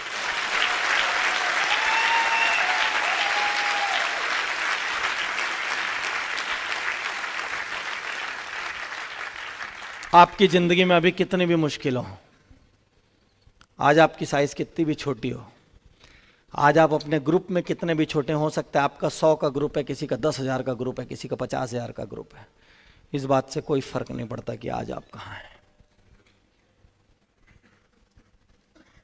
फर्क सिर्फ इस बात से पड़ता है कि कल आप क्या बनना चाहते हैं और वो बनने के लिए अपनी पूरी ताकत झोंक रहे हैं या अपने आप से बहानेबाजी कर रहे हैं। क्योंकि जीवन बड़ा अजीब है दोस्तों, जब पीछे पलट के देखोगे ना 5-10 साल बाद, तो बहुत अफसोस होगा, यार उस वक्त मैं ताकत लगा देता तो क्या से क्या हो जाता। बहुत अफसोस होता है बाद में, हम लौटा नहीं पाते लेकिन वक्त को। तो आज यहां एक चॉइस करने का वक्त है कि मैं एक आम नेटवर्कर बन के रहना चाहता हूं, जो कभी काम करता है, कभी नहीं करता, कभी 2-4 ने नेगेटिव बोल दिया तो ठंडा हो जाता है, कभी कोई दूसरी कंपनी आ गई तो लालच भरी नजरों से देखने लग जाता है, कभी कोई दूसरा प्रस्ताव आ गया तो उस ओर आकर्षित हो जाता है, कभी कई दिन तक मेहनत नहीं करता, कभी डाउन लाइन से कनेक्शन रखता है तो कभी नहीं रखता। एक ऐसा नेटवर्कर बनना चाहता हूं या एक ऐसा नेटवर्कर जिसने वादा किया है अपने आप से कि 2 साल के भीतर मैं अपने और अपने खानदान की जिंदगी बदल दूंगा। कौन सा नेटवर्कर बनना चाहते हो? क्योंकि पूरी ताकत झोंकने के बाद यदि आप असफल भी हो गए ना, तो मन में अफसोस नहीं होता, क्योंकि आपका मन आपसे बोलता है नहीं यार तूने तो पूरी ताकत लगाई थी। लेकिन जब आप टाइम पास करते हो ना अपने आप से, तो आपको बहुत अफसोस होता है। और जब आप पूरी ताकत लगा देते हो, जब आप किसी शक्तिशाली, बहुत डायनामिक, बहुत इंटेलिजेंट, फास्ट ग्रोथ वाले अपलाइन की फोटोकॉपी बनने की ताकत लगा देते हो, सिस्टम पे डुप्लीकेशन की ताकत लगा देते हो, तो उसी समय एक कहावत हो जाती है कि जिस दिन आप सितारों को पकड़ने के लिए अपना हाथ ऊपर की ओर कर देते हो, उसी दिन आप तय कर लेते हो कि अब आपके हाथ में कभी कीचड़ नहीं आ सकता, क्योंकि आपका हाथ ऊपर की तरफ हो गया। तो जिस दिन आप किसी शक्तिशाली अपलाइन की तरफ बनने का ठान लेते हो, जिस दिन आप इस नेटवर्क से अपने बच्चों की शिक्षा का ठान लेते हो, अपने परिवार की समृद्धि का ठान लेते हो, अपने लिए घर का ठान लेते हो, अपने लिए गाड़ी का ठान लेते हो, उसी दिन आप ये तय कर लेते हो कि अब आप एक आम आदमी नहीं रहे, क्योंकि आपने हाथ ऊपर की ओर उठा दिया। तो ये चुनाव की ताकत आपके पास है। कल सुबह से भी लोग तरक्की करेंगे, कल सुबह से भी इस हॉल में कई ऐसे लोग होंगे जो अभी तक जो हुआ उसकी ऐसी की तैसी अब नया करना है। अतीत को छोड़ो। 2 शराबी शराब के नशे में रात को एक नदी के किनारे पहुंचे और वहां उनको एक नाव दिखी और दोनों शराबी उस नाव पे बैठ गए, बहुत खुश हो गए कि नाव मिल गई, और सारी रात चप्पू चलाते रहे। सुबह का उजाला हुआ, नाव वहीं की वहीं थी। क्यों? क्योंकि नाव का लंगर नहीं खोला था। तो अपनी पिछली असफलताओं को भूल जाओ, लंगर खोल दो सारे पुराने। कोई हवाई जहाज एयरपोर्ट पे खड़े रहने के लिए नहीं बनता, कोई पानी का जहाज किनारे खड़े रहने के लिए नहीं बनता। हवाई जहाज को एक दिन आसमान में उड़ान भरनी होती है और पानी के जहाज को एक दिन समुद्र की लहरों के बीच जाना ही होता है। आज तक क्या था और क्या नहीं भूल जाओ, आज तक जो भी ताकत जितना भी काम किए भूल जाओ, जो चीजें आपके नियंत्रण में नहीं है उनको भूल जाओ। कल सरकार नियम बदल देगी तो, कल नेटवर्क मार्केटिंग बंद हो गई तो, ये सब भूल जाओ। जो चीज आपके नियंत्रण में नहीं है उस पर टाइम वेस्ट क्यों कर रहे हो? आपके नियंत्रण में क्या है? आज अपनी पूरी ताकत झोंकना, सिर्फ ये आपके नियंत्रण में, सिर्फ ये आपके नियंत्रण में। सड़कों पे गाड़ियों का एक्सीडेंट होता है तो क्या सड़कों पे गाड़ियां चलना बंद हो जाती है? हवाई जहाज क्रैश होते हैं, पूरे के पूरे लोग मर जाते हैं, तो क्या हवाई जहाज उड़ने बंद हो जाते हैं? केदारनाथ बद्रीनाथ का इतना बड़ा हादसा हुआ तो क्या इसके चक्कर में वैष्णो देवी से लेकर सब कुछ बंद हो जाएंगे? कोई बंद नहीं होगा। जिंदगी है, दुर्घटनाएं घटती रहेगी, जिंदगी चलती रहेगी, इसी का नाम जिंदगी है।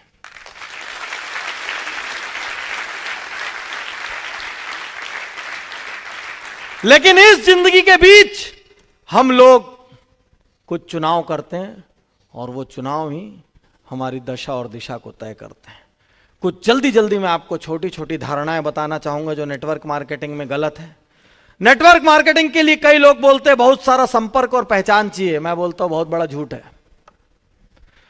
कितने लोग ऐसे होते हैं जिनके पीछे हम बहुत मेहनत लगाते हैं, बहुत एनर्जी लगाते हैं कि अरे यार इसका जबरदस्त नेटवर्क है, जबरदस्त ग्रुप है, इसकी बहुत पहचान है, और लेके आ जाते हैं और वो टाई टाई फिस हो जाता है।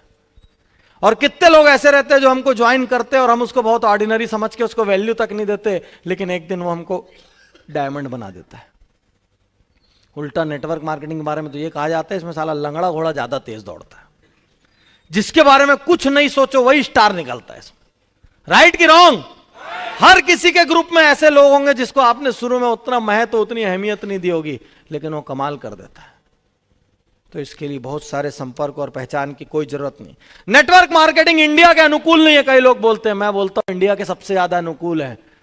जहां पे जितने ज्यादा लोग वहां पे उतनी ज्यादा नेटवर्क मार्केटिंग हो सकती है। और एक और बात बताता हूं, हमारी सामाजिक व्यवस्था इस देश को नेटवर्क मार्केटिंग के बहुत अनुकूल बनाती है। हम लोग एक बहुत अच्छे सामाजिक ढांचे में रहते हैं। हमारे घर में एक छोटी सी शादी में भी 500 लोग काम करने आ जाते हैं। राइट की रॉन्ग? एक आदमी बीमार हो जाए 50 रिश्तेदार आ जाएंगे, आधी रात को भी आपको 10 जगह से मदद मिल जाती है, लोग आपके घर में आ जाते हैं, पूरा आस पास कॉलोनी मोहल्ला जमा हो जाता है। हमारे यहाँ छोटे से फंक्शन में भी 100 रिश्तेदार खड़े होते हैं, क्योंकि हमारा एक शक्तिशाली सामाजिक ढांचा और हमारी बुनियाद है जो हमारे हिंदुस्तान की ताकत है। हमारे यहाँ अधिकांश बच्चे बड़ा होने के बाद अपने माँ बाप को वृद्धाश्रम नहीं भेजते आज भी। और अधिकांश माँ बाप भी ये नहीं करते कि बच्चा जैसे ही बड़ा हो लात मार के उसको बाहर निकाल दो। हमारे यहां जब तक एक परिवार का ढांचा चलता है उसको अंतिम दिन तक चलाने की कोशिश की जाती है। और जहां जहां आपसी संबंध बहुत गहरे होंगे वहां वहां नेटवर्क मार्केटिंग की संभावनाएं हमेशा ज्यादा होगी, क्योंकि आपको हर आदमी के पास 100-200 आदमी से परिचय होता है। और आप जितने ज्यादा लोगों को अपने क्लोज नेटवर्क में पाते हैं, नेटवर्क मार्केटिंग की शुरुआत हमेशा क्लोज नेटवर्क से होती है। कई लोग बोलते हैं एक छोटा मोटा व्यापार है। मैं आपसे पूछता हूं, आप में से किसी ने कोई बड़ा महल देखा है? आपके लखनऊ में भी तो है बड़े इमामबाड़ा और ये सब, और भी कई जगह आपने महल देखा होगा। एक बहुत बड़े महल को एक बहुत बड़ी बाउंड्री वाल घेरे रहती है, उस बहुत बड़ी बाउंड्री वाल को एक विशाल का दरवाजा घेरे रहता है। वो दरवाजे की साइज क्या होती होगी? ऐसे ही अंदाज।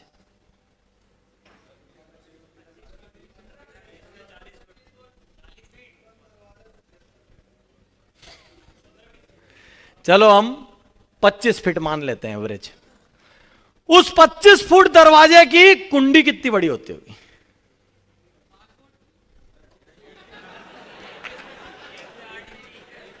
ये लो, इधर एक दो लोग हैं जो बोलते हैं 25 फुट के दरवाजे की कुंडी 8 इंची की होती होगी। अरे वो दरवाजा खुद ही खोल लेगा उसको, तू खुल जा करके। कितनी होती होगी कुंडी? 1.5-2 फीट 2 फीट होती है, बड़ी बड़ी होती है, हैवी। 2 फीट की कुंडी का ताला कितना बड़ा होता होगा? 6 इंची। अब यहां बाहर रात को जो ताला लगेगा ना वो रहता है 6 इंची का। 2 फीट के कुंडी का ताला कितना बड़ा होता होगा? कम से कम ऐसा बड़ा बड़ा होता है 10-12 इंची का। तो 1 फुट, 1 फुट के ताले की चाबी कितनी बड़ी होती है? 5-6 इंच। अभी संभालने वाला 6 इंच की चाबी को संभालता है कि 2 फुट की कुंडी को? 2 फुट की कुंडी को संभालता है कि वो 30 फुट के दरवाजे को पकड़ के रखता है? किसको संभालता है? चाहे कितना भी बड़ा दरवाजा हो, कितनी भी बड़ी कुंडी हो, अंत में राजा या रानी अपने तकिए के नीचे चाबी लेके सोते हैं। तो भैया छोटी साइज का मतलब ये नहीं होता कि चीज कम महत्वपूर्ण है।